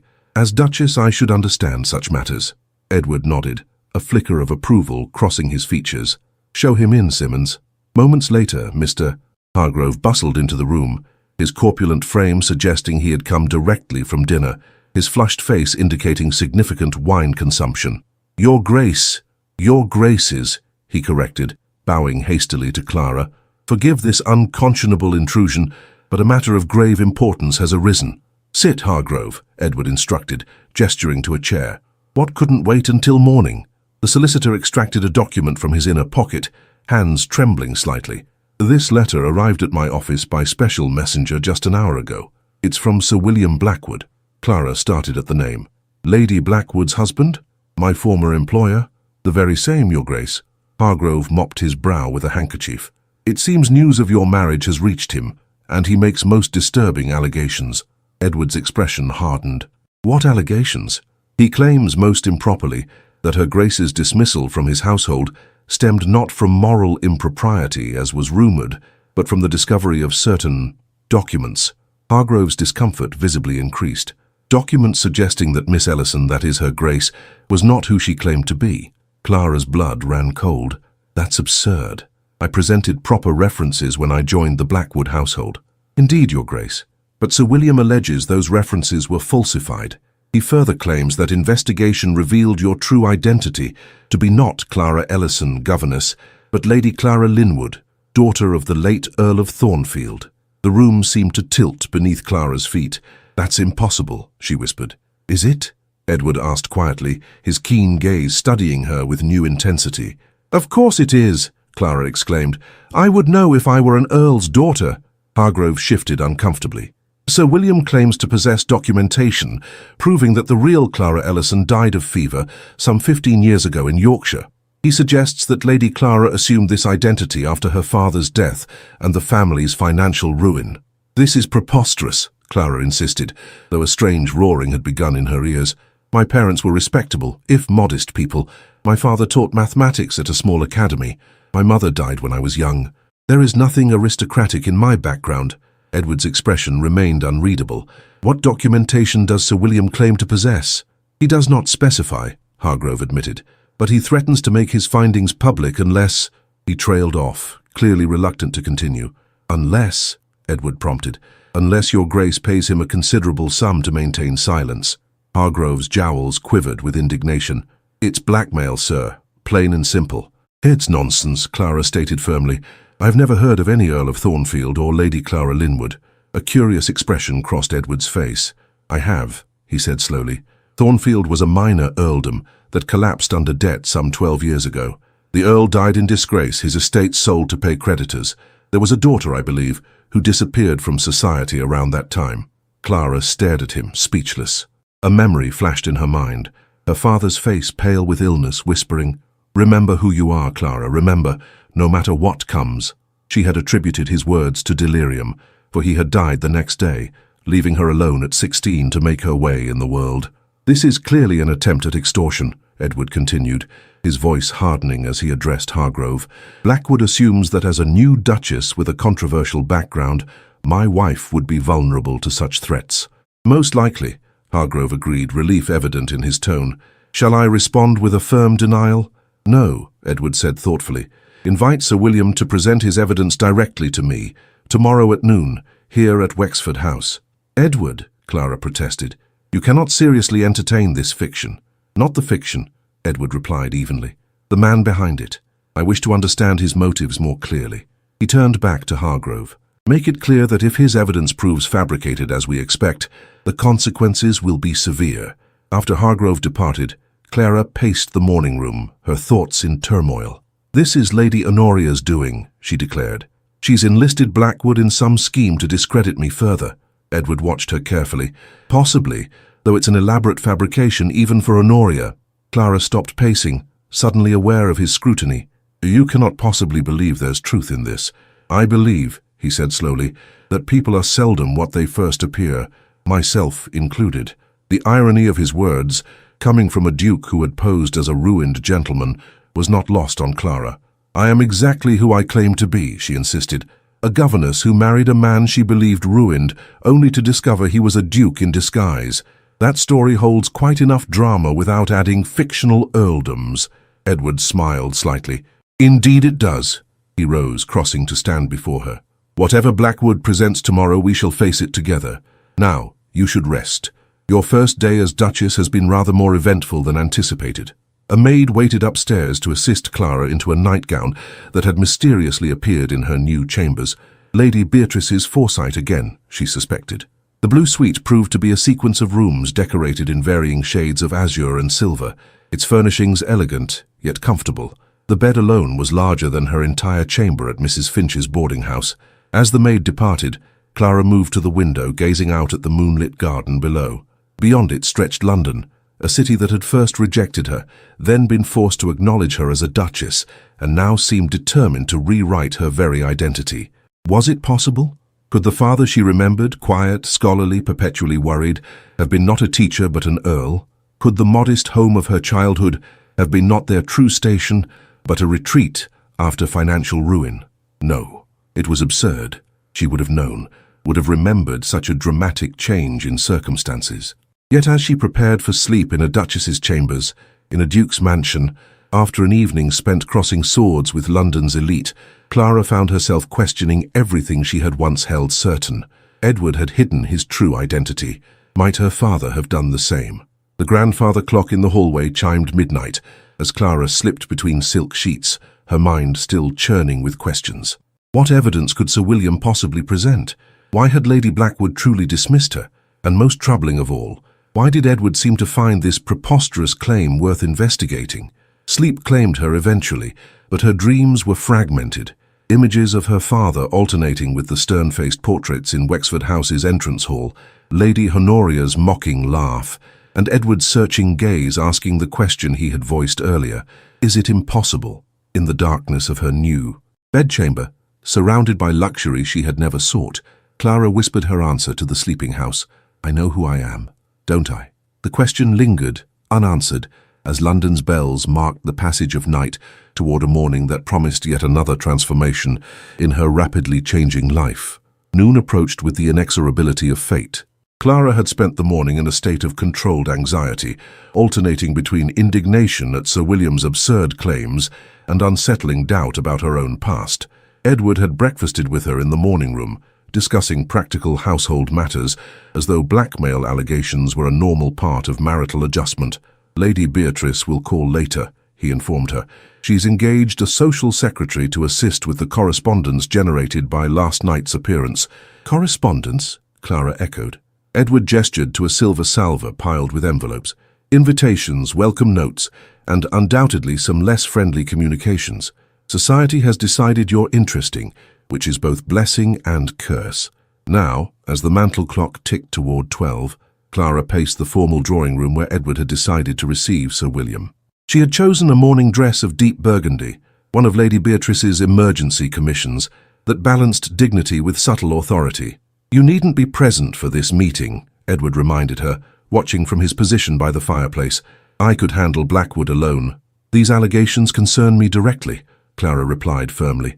I will face them accordingly. A hint of admiration flickered in Edward's eyes. As you wish. Simmons appeared at precisely noon. Sir William Blackwood, he announced with proper gravity. The man who entered was much as Clara remembered, tall, thin, with perpetually pursed lips suggesting constant disapproval. His clothes bespoke wealth without taste, his manner importance without substance. Your Grace? He bowed to Edward, then offered Clara a briefer inclination. Madam. That's Your Grace, Sir William, Edward corrected mildly. You address the Duchess of Wexford. Colour mottled Blackwood's sallow cheeks. Of course, forgive the oversight. Please be seated. Edward indicated a chair positioned to catch unflattering light from the window, a subtle power play Clara might not have noticed days earlier. I understand you claim to possess information regarding the Duchess's background. Sir William settled himself, placing a leather portfolio on his lap. Indeed, Your Grace. Information that came to light during her employment in my household. Which ended how long ago? Edward inquired. 6 weeks, approximately. Yet you've only now found it necessary to bring forward these discoveries. Edward's tone suggested polite skepticism. I had no reason to pursue the matter until learning of your marriage, Sir William replied smoothly. A governess's history is of limited interest. A duchess's is quite another matter. How convenient, Clara observed, unable to maintain silence. What precisely do you allege, Sir William? He turned to her, his expression a mixture of condescension and calculation. Not allegation, Your Grace. Fact. You are not Clara Ellison, daughter of James Ellison, mathematics teacher. You are Lady Clara Linwood, only child of Jonathan Linwood, the late Earl of Thornfield. Clara laughed, though the sound held little humour. Absurd. I would surely recall being an earl's daughter. Would you? Sir William opened his portfolio, extracting several papers. If the transition occurred when you were young, if your father deliberately concealed your background to avoid creditors and scandal? My father was an honourable man, Clara stated flatly.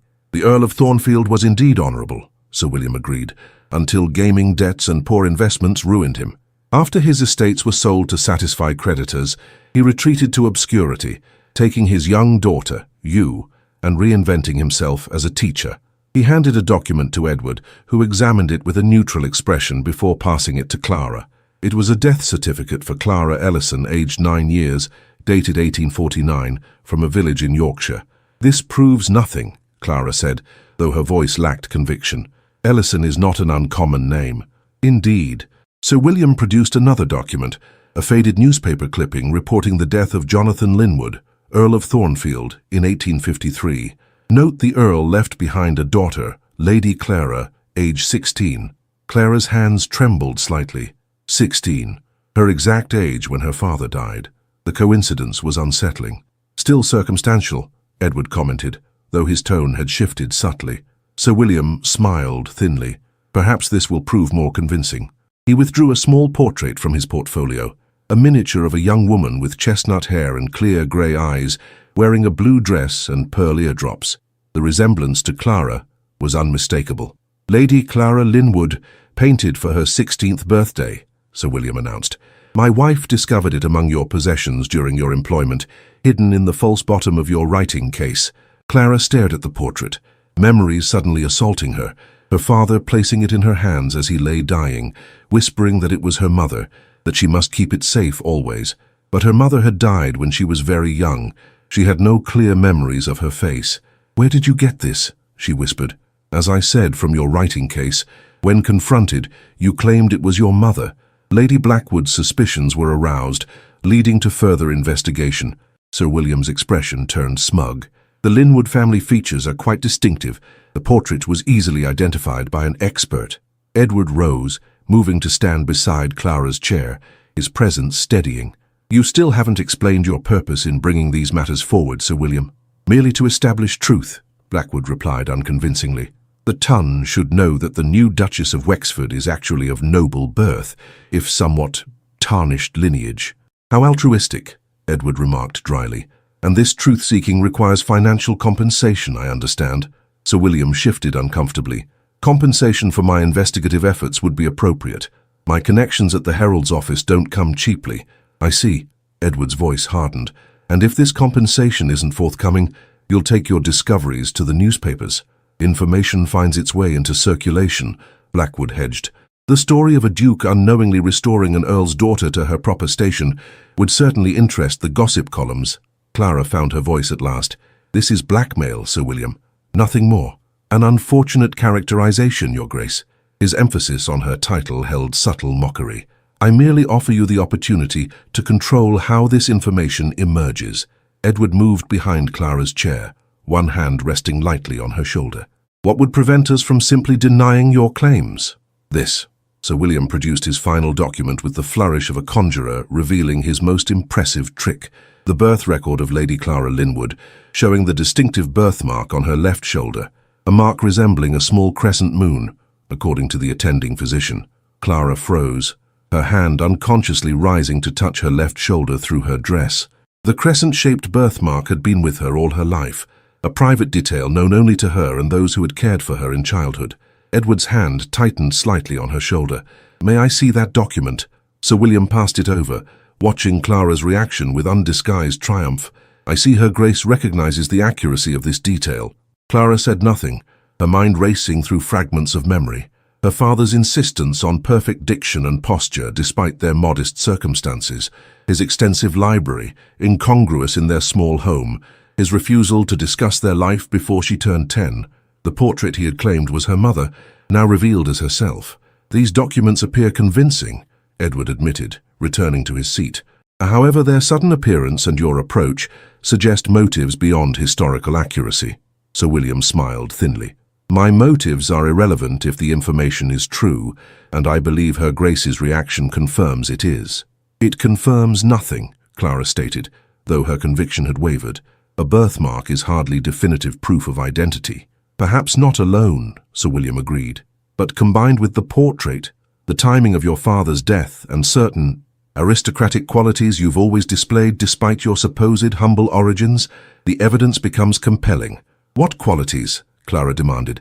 Your speech, your bearing, your facility with languages and music, all suggesting early training beyond a mathematics teacher's means. Sir William leaned forward. Lady Blackwood remarked upon it often, how a mere governess carried herself like a lady born. A heavy silence fell. Clara felt suspended between past and present, between the identity she had known and the one now thrust upon her. If there was truth in these claims, her entire history required rewriting, not just her relationship with Edward. What is your proposal? Edward asked finally, his tone businesslike. £10,000, Sir William replied promptly, in exchange for all documentation and complete discretion. Extortion, Clara murmured. Investment, Sir William countered. In your peaceful transition into society. Edward rose, his expression unreadable. You've given us much to consider, Sir William. I'll need to verify these documents independently before any decision can be made. Of course, Your Grace. Blackwood gathered his portfolio, clearly disappointed not to receive immediate payment. I shall await your response, though I should mention that others have expressed interest in this information. Others? Edward's voice sharpened. Lady Honoria Vale was most intrigued when I approached her yesterday, Sir William replied with calculated casualness, though she suggested the matter be brought directly to you first. How considerate of her, Edward remarked coldly. Simmons will show you out, leave the documents. When Sir William had departed, Clara buried her face in her hands. This is a nightmare. Is it? Edward asked quietly, seating himself beside her. Clara, look at me. She raised her head, meeting his gaze reluctantly. Is there any possibility, he asked carefully, that Sir William's claims contain truth? Clara faltered. I don't know. My earliest clear memories begin around age 10. Before that, there are only fragments. A larger house, servants, my mother's funeral with many people in black. I always assumed they were dreams or imaginings. And the portrait, the birthmark, the portrait my father gave me as he died, claiming it was my mother. The birthmark I've had always. Clara's voice trembled. But this makes no sense, Edward. Why would an earl conceal his daughter's identity? Why raise me to become a governess if I were born to nobility? To protect you, perhaps, Edward suggested. If Thornfield died in debt and disgrace, his creditors might have pursued his daughter as his only heir. An earl's child would have value, to relatives, to social climbers, to those seeking advantage. Clara stood, moving to the window as though distance might grant clarity. So my father, if he was indeed the earl, hid me in plain sight, raised me to earn my living rather than trade on a ruined title. It would explain your education, Edward noted. Your languages, music, deportment, all suggesting early training beyond most governesses. This is madness, Clara whispered, though doubt had taken firm root. My entire life. A fabrication. Edward approached, careful not to touch her. Not a fabrication. Perhaps an adaptation born of necessity and love. She turned to face him, sudden realization dawning. You believe this, don't you? You think I'm this Lady Clara? I think, he said carefully, that the evidence warrants investigation, and that regardless of its truth, Sir William's approach constitutes blackmail which I won't tolerate. A knock interrupted them. Simmons entered, his dignified demeanor slightly ruffled. Forgive the intrusion, Your Grace, but Lady Honoria Vale insists upon seeing you immediately. She claims the matter cannot wait. Edward and Clara exchanged glances. Show her in, Edward directed. Let's discover what role she plays in this drama. Lady Honoria swept in moments later, her pale blue visiting dress immaculate, her expression triumphant. Your Graces, she curtsied, the gesture a mockery of respect. I trust Sir William's visit was enlightening. You orchestrated this, Clara stated flatly. Orchestrated? Hardly. Honoria smiled coldly. I merely facilitated the flow of information. Sir William approached me with his fascinating discovery, and I suggested he bring it directly to you. How altruistic, Edward remarked, echoing his earlier comment to Blackwood. Isn't it? Honoria moved further into the room, examining the documents still scattered on the table. Imagine my surprise to discover that the governess who stole the Duke of Wexford might actually be an earl's daughter. It's almost poetic. The ruined nobleman and the hidden lady, both playing at common lives. What do you want, Honoria? Edward asked directly. She raised perfectly arched eyebrows. Want? Why? Nothing but justice. London deserves to know that its newest duchess isn't quite the rags-to-riches story the gossips claim, that beneath the governess exterior lurked noble blood all along. And this sudden concern for accuracy comes from where exactly? Clara inquired, finding strength in confrontation. Honoria's smile tightened. Perhaps I simply object to deception, Your Grace, a quality you and your husband appear to share in abundance. Edward stepped forward, his patience visibly thinning. Enough games. State your purpose clearly, or depart. Very well. Honoria's pretense at pleasantry vanished. I want acknowledgement that your marriage was based on mutual manipulation, you hiding your title, she hiding her lineage, that your love match was a fraud from its inception. To what end? Clara asked. To ensure London understands that this union deserves neither respect nor emulation, Honoria replied, venom entering her tone, that it represents not romantic triumph, but calculated deception. The raw jealousy in her voice was startling in its intensity. This wasn't merely social maneuvering, it was personal vendetta fueled by rejection and envy. And if we refuse, Edward inquired calmly, then Sir William's discoveries become tomorrow's headline, Honoria threatened, followed by questions about what other secrets the Duchess of Wexford might be concealing. Clara felt a strange calm descend. The past days had thrown her from one identity to another, governess to duchess, now possibly hidden aristocrat. Yet through each transformation, something essential remained unchanged, her determination to face challenges directly. Publish what you will, Lady Honoria, she said evenly. My husband and I have nothing to fear from truth.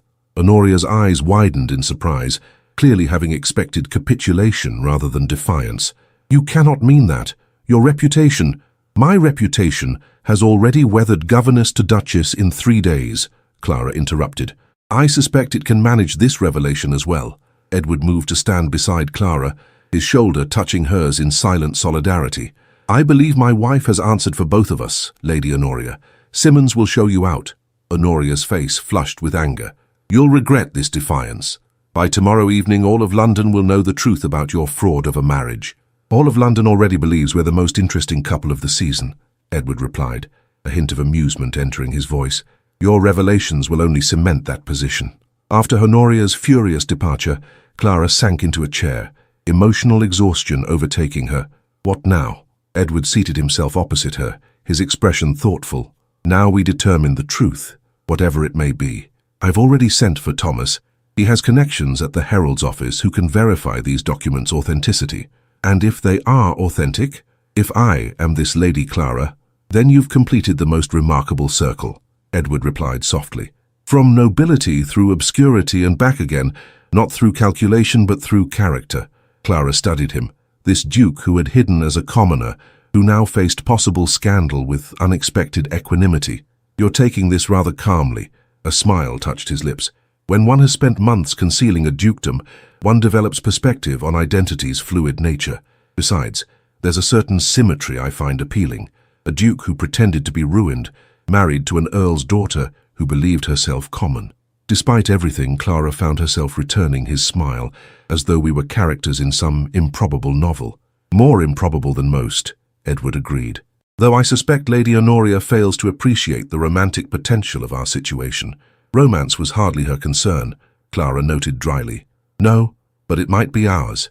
Edward leaned forward, his expression growing serious. Clara, whatever your birth or background proves to be, know this. I married you for the person you revealed yourself to be in our conversations, not for any hidden identity or advantage.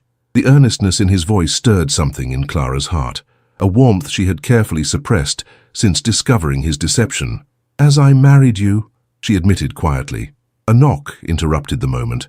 Thomas entered, his expression grave. Edward, I've brought an unexpected visitor who may shed light on this situation. He stepped aside to reveal a white-haired gentleman leaning heavily on a cane, his weathered face bearing the unmistakable stamp of authority and age. "Lord Melbury," Edward rose in surprise. "This is unexpected." "Necessary nonetheless," the elderly peer replied, his keen eyes fixed on Clara. "I believe I knew your father, young woman. Jonathan Linwood and I were schoolboys together at Eton." Clara stood, uncertain how to respond. "Sir, I don't know if I am indeed his daughter." "No?" Lord Melbury approached, studying her face intently. "The resemblance is unmistakable. You have Eliza's eyes and Jonathan's chin." His gaze softened. "I attended their wedding, you know, and held you at your christening, though you wouldn't remember." A curious sensation washed over Clara, not quite memory, but something deeper, the sense of something long buried finally surfacing. "Why would my father hide my identity?" she asked, voicing the question that had troubled her most. Lord Melbury sighed heavily. Jonathan's financial ruin was complete, but more devastating was the scandal attached to it. Accusations of fraud, threats of imprisonment. He fled London to protect you, his only child, from those who might use you to reach him. "Use me?" Clara echoed. "An earl's daughter, even a ruined one, has value in certain markets," Lord Melbury explained bluntly. "Marriage to rebuild family fortunes, claims against remaining assets, leverage against creditors. Jonathan chose to disappear entirely, giving you the chance at a life free from his mistakes." The explanation aligned with fragmented memories, hasty departures, her father's perpetual worry, his insistence she learn practical skills despite his emphasis on aristocratic education. "How can we verify this with certainty?" Edward asked. Lord Melbury gestured to the documents on the table. "These appear authentic, though obtained through questionable means, but there is one irrefutable proof." He turned to Clara. "The Linwood family ring. Jonathan would have kept it, his last possession of value, sentimental rather than monetary. A silver band with a small sapphire and the family motto engraved inside, Veritas in adversis, truth in adversity."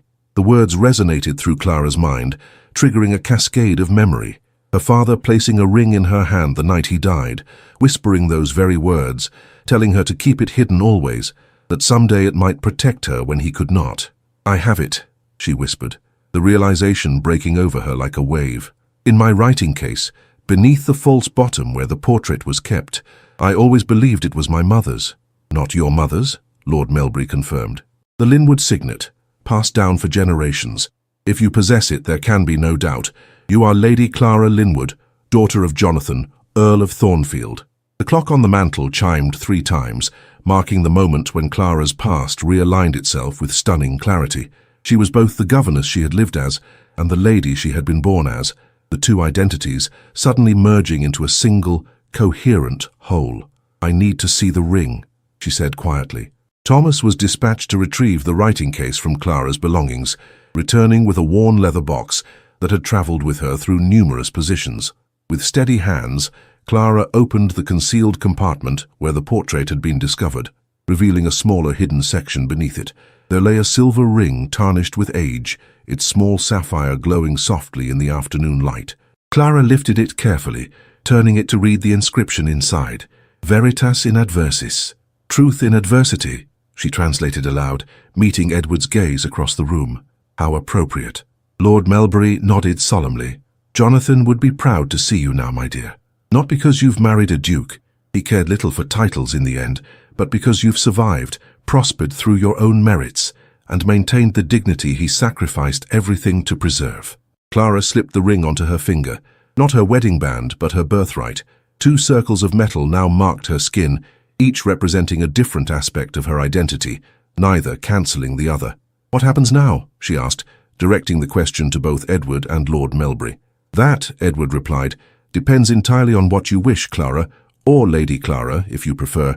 She considered the choice before her, to embrace her newly discovered heritage or to continue as she had begun, the governess-turned-duchess whose story had already captivated London.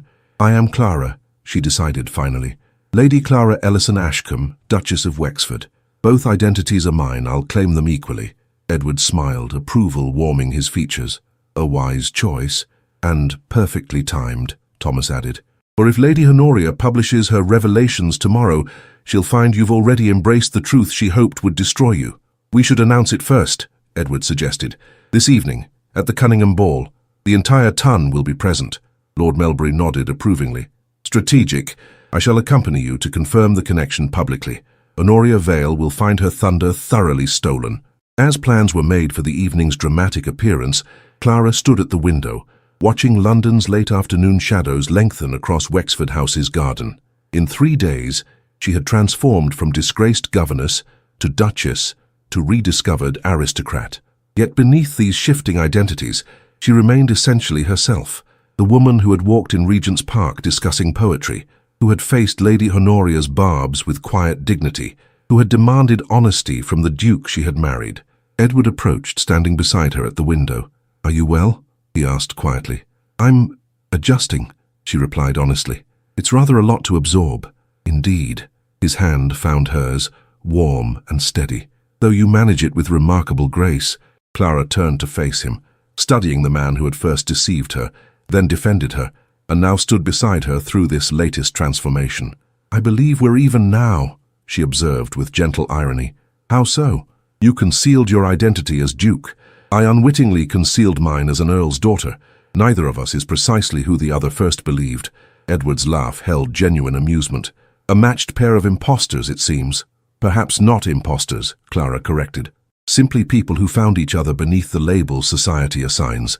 His fingers tightened around hers, the gesture more intimate than any words.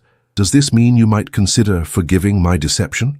"I'm considering it," Clara admitted, surprising herself with the truth of it. "Though proper atonement may require considerable effort on your part." "I am entirely at your disposal, Your Grace," Edward replied, a smile warming his voice, "for however long it takes." The grandfather clock in the hall chimed the quarter hour, reminding them of the evening ahead. Another performance for London society, another transformation to navigate.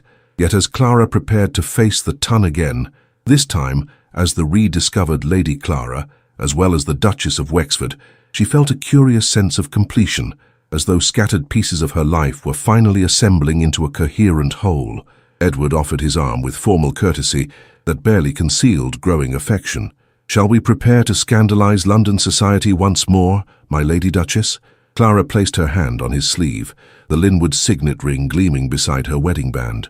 "I believe we shall, Your Grace, I believe we shall." 6 months later, the morning room of Wexford House basked in spring sunshine, its windows open to admit the scent of new blossoms from the garden below. Clara sat at the writing desk, correspondence spread before her, invitations, charitable appeals, letters from tenants on the various Wexford estates. The season was in full swing, and the Duke and Duchess had become its undisputed centerpiece, their story evolving from scandal to romance in London's capricious estimation. The door opened softly as Edward entered, fresh from a morning ride. "More admirers demanding your attention?" he inquired, nodding toward the letters. "Supplicants, more accurately," Clara replied with a smile. "The Foundling Hospital seeks patronage, and Lady Melbury wishes us to lead the subscription for her new school for governesses." "How appropriate," Edward observed, moving to stand behind her chair. His hands came to rest lightly on her shoulders, a gesture of intimacy that had developed gradually over the months of their marriage. "You're uniquely qualified to understand both the students and their future charges." Clara leaned back slightly, allowing herself the pleasure of his touch. Their relationship had evolved through careful steps, from wariness to understanding, from understanding to friendship, and finally, in recent weeks, to something deeper and more profound. "Lady Honoria departs for the continent next week," she remarked, setting aside a particularly vicious note from that quarter. "Apparently London has grown tiresome." "London has grown unsympathetic to her particular brand of malice," Edward corrected. "Her revelation of your identity backfired rather spectacularly." Indeed it had. Their preemptive announcement at the Cunningham Ball, with Lord Melbury's authoritative confirmation, had transformed potential scandal into romantic legend. Far from damaging their standing, the discovery that the new Duchess of Wexford was actually Lady Clara Linwood, long-lost daughter of the Earl of Thornfield, had cemented their position as the season's most fascinating couple. "The Times called us fairy tale aristocracy yesterday," Clara noted with gentle irony, "though I suspect real fairy tales involve considerably less paperwork." She gestured to the stack of estate documents awaiting Edward's attention. He laughed, the sound no longer rare in their household. "Perhaps we should commission a more accurate version, the Duke and Duchess who spent their days reviewing tenant requests and agricultural reports." Hardly the stuff of legend, Clara agreed, rising from the desk. She moved to the window, gazing out at the garden where crocuses and early daffodils created pools of colour against awakening green. Thomas visits tomorrow with news of the Devonshire cottage renovations. Ah yes, our ruined gentleman's retreat, Edward recalled with amusement, though considerably less humble than I initially described. The cottage in Devonshire, actually a comfortable manor house on a smaller Wexford property, had become their private project, a place where Duke and Duchess might occasionally escape their titles and responsibilities. Clara had overseen its renovation personally, creating a home that balanced comfort with simplicity. I've been thinking, Edward continued, joining her at the window, about the school for governesses Lady Melbury proposes. Oh? Clara turned to face him, intrigued by his thoughtful expression. The Thornfield estate lies vacant still, does it not? After your father's creditors were satisfied, the property itself remained in limbo, without clear ownership. Clara nodded. Lord Melbury mentioned as much. Without direct heirs to claim it, the estate fell to the Crown, though apparently no decision has been made regarding its disposal. What if we petitioned for its use as Lady Melbury's school? Edward suggested. The Thornfield name would be preserved, and the purpose would honour both your father's commitment to education and your own experience. The idea struck Clara with unexpected force. Thornfield, her ancestral home she barely remembered, transformed into a place of learning and opportunity for women like herself, a fitting resurrection for a legacy nearly lost to time and circumstance.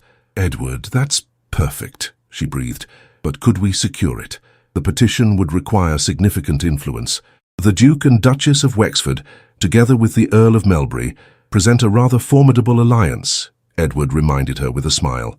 And the romantic appeal of the daughter of Thornfield reclaiming her heritage for public good would sway even the most pragmatic Crown officials. Clara rose on tiptoe to kiss his cheek, a gesture still novel enough to bring colour to both their faces. Thank you for understanding why this matters. I understand you, he replied simply. As you have come to understand me.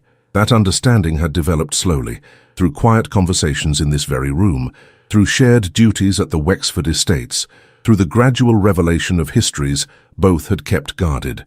Clara had learned of Edward's difficult relationship with his father, his military service in India, his genuine discomfort with the privileges his title conferred.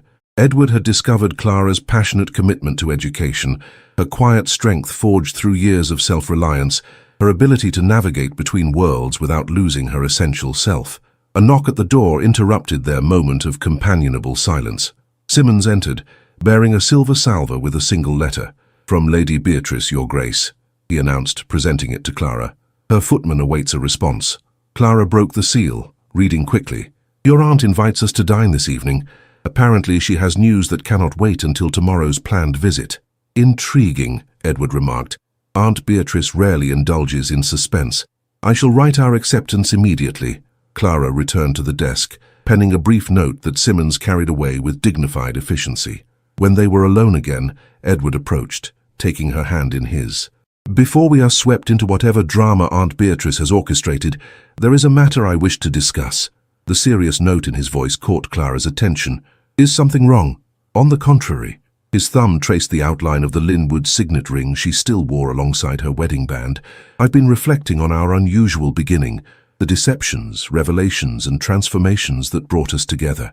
Clara nodded, wondering where his thoughts led. When I proposed to you at Mrs. Finch's boarding house, I offered marriage as mutual protection against society's cruelties, Edward continued. A practical arrangement born of necessity and, I admitted then, genuine regard. I remember, Clara said softly. What I did not admit, could not admit then, was the deeper truth. His gaze met hers directly. That in our conversations in Regent's Park, in your quiet dignity despite injustice, I had discovered something I never expected to find. A woman whose mind and spirit called to mine across all barriers of circumstance and position. Clara's breath caught. Though their relationship had deepened over recent months, neither had spoken openly of love, as though the word itself might shatter the careful trust they had built. I deceived you about my title, Edward acknowledged, his voice low and earnest. But I never deceived you about my feelings, though I expressed them inadequately. I admired you then. I love you now. Not the governess or the Earl's daughter or the Duchess, but the woman who has been constant through every transformation. The simple declaration, delivered without artifice or elaborate language, touched Clara more deeply than any formal poetry might have done. For a man raised to conceal emotion beneath aristocratic reserve, such direct expression represented a transformation as profound as any she had experienced. "Edward," she began, then found herself without adequate words. He smiled slightly. "You need not respond in kind. I know trust builds slowly after betrayal. I merely wished you to know the truth of my heart, whatever you choose to do with that knowledge." Clara considered the extraordinary journey that had brought them to this moment, from their first meeting in Regent's Park to the marketplace confrontation, from hasty marriage to reluctant partnership, from discovered deceptions to hard-won understanding. Each step had revealed more of the man before her, stripping away titles and pretense until only essential truth remained. "The first time you touched my hand," she said finally, "as we walked from Thornfield Market, I felt something I couldn't name, a recognition, perhaps, of something familiar in a stranger. I told myself it was gratitude for your intervention, or admiration for your courage in defending a disgraced governess." Edward waited, patient and attentive, as she found her way through memory to present truth. "Later, when I discovered your deception, that feeling seemed a fool's delusion," Clara continued.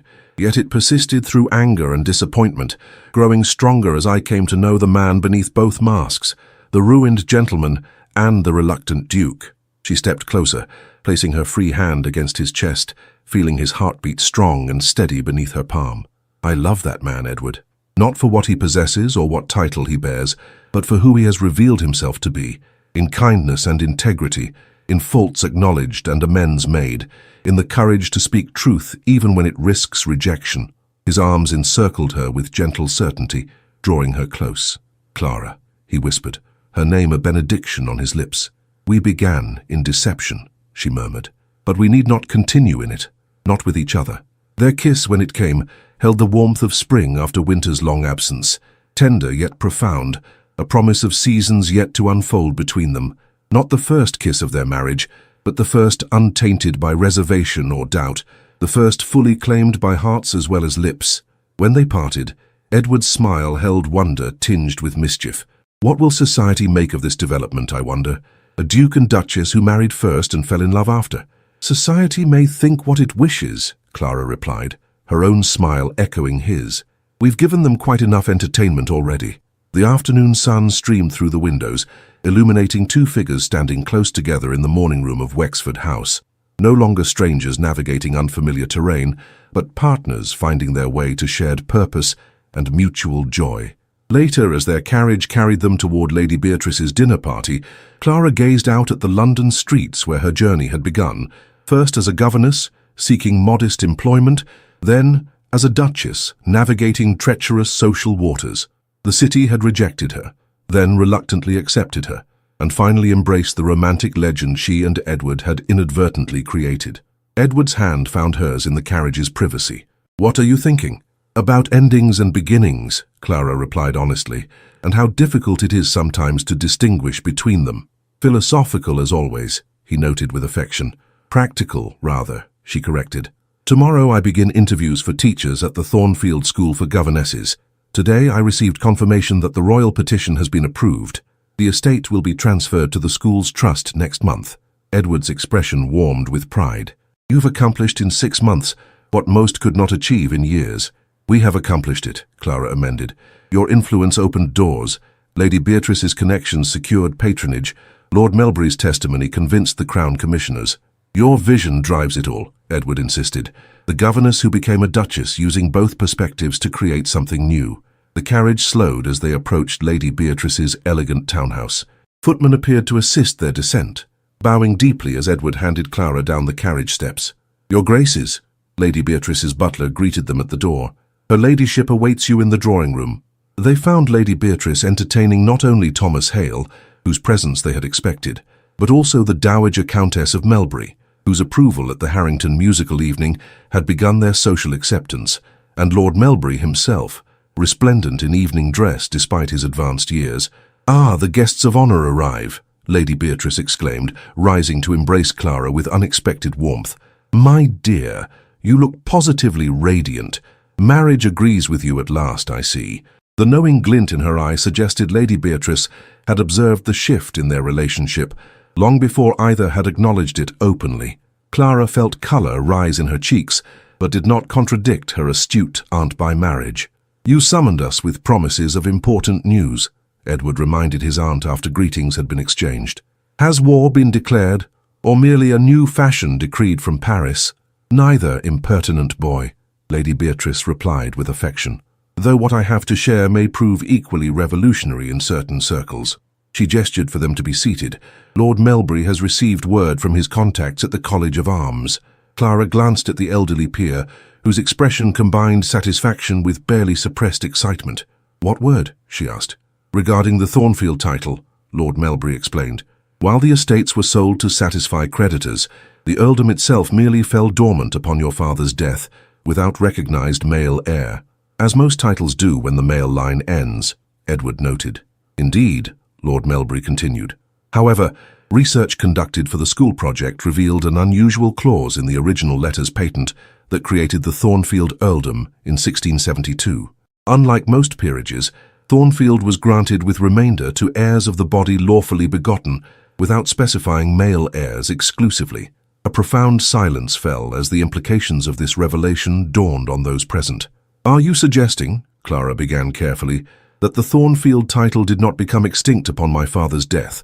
I am stating with certainty," Lord Melbury replied, "that as Jonathan Linwood's only legitimate child, you are rightfully the Countess of Thornfield in your own right."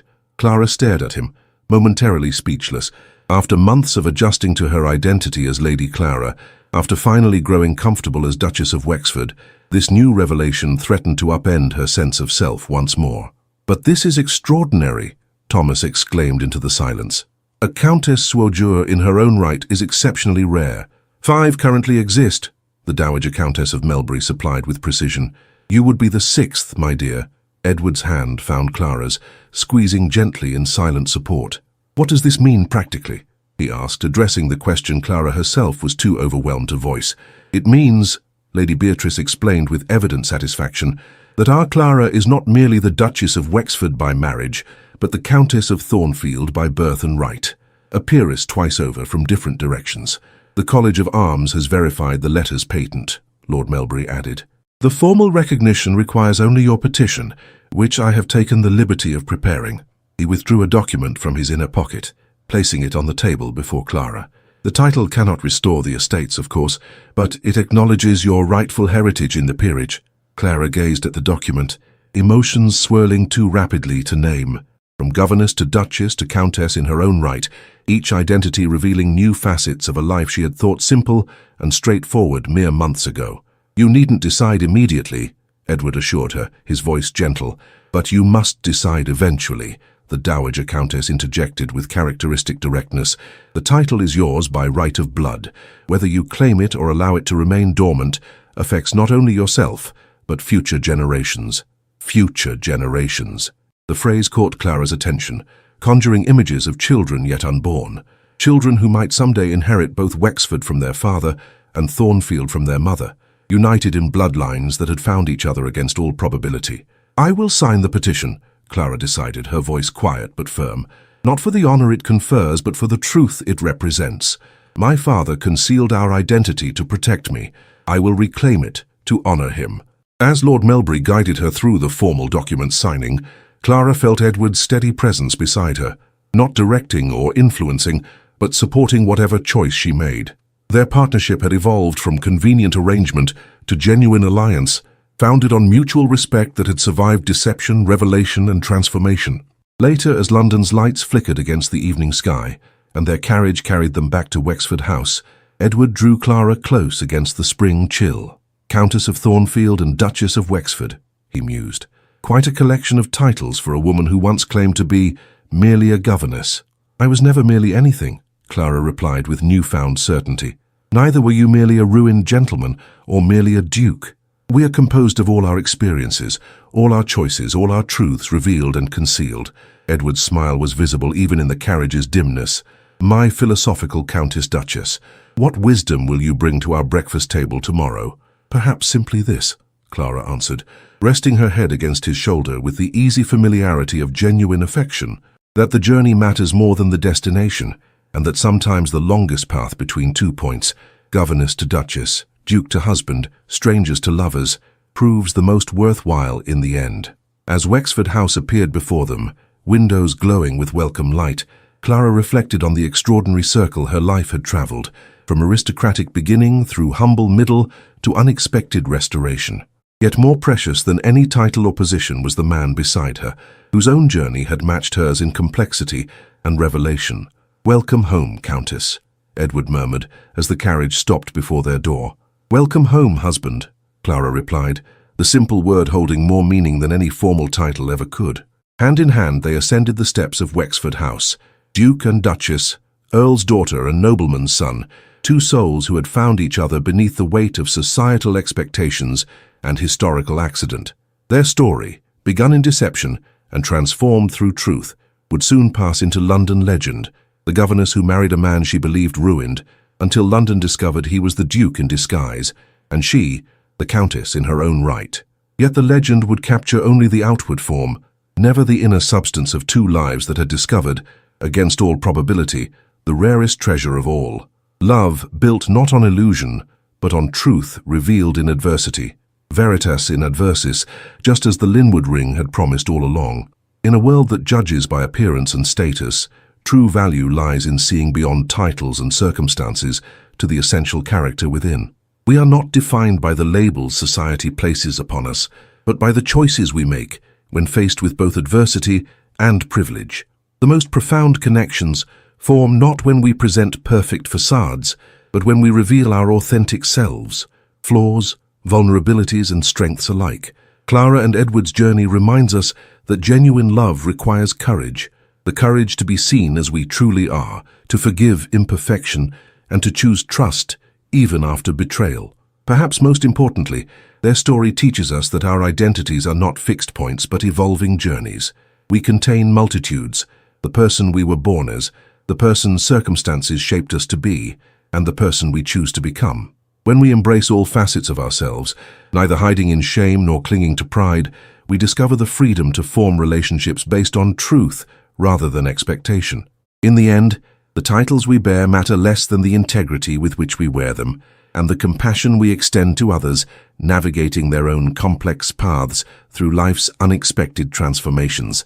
Beloved readers, if this tale of hidden identities, unexpected love and triumphant truth has touched your heart, I invite you to subscribe to my channel for more captivating historical romances that explore the depths of human connection beyond social constraints. Did you find yourself drawn to Clara's resilience or Edward's journey toward authenticity? Which moment in their transformation moved you most deeply? Share your thoughts in the comments below. I read every one and cherish the opportunity to connect with those who find meaning in these stories of love transcending circumstance. New chapters of passion, intrigue, and historical romance await you each week. Subscribe now so you never miss the next journey into hearts discovering love against all odds.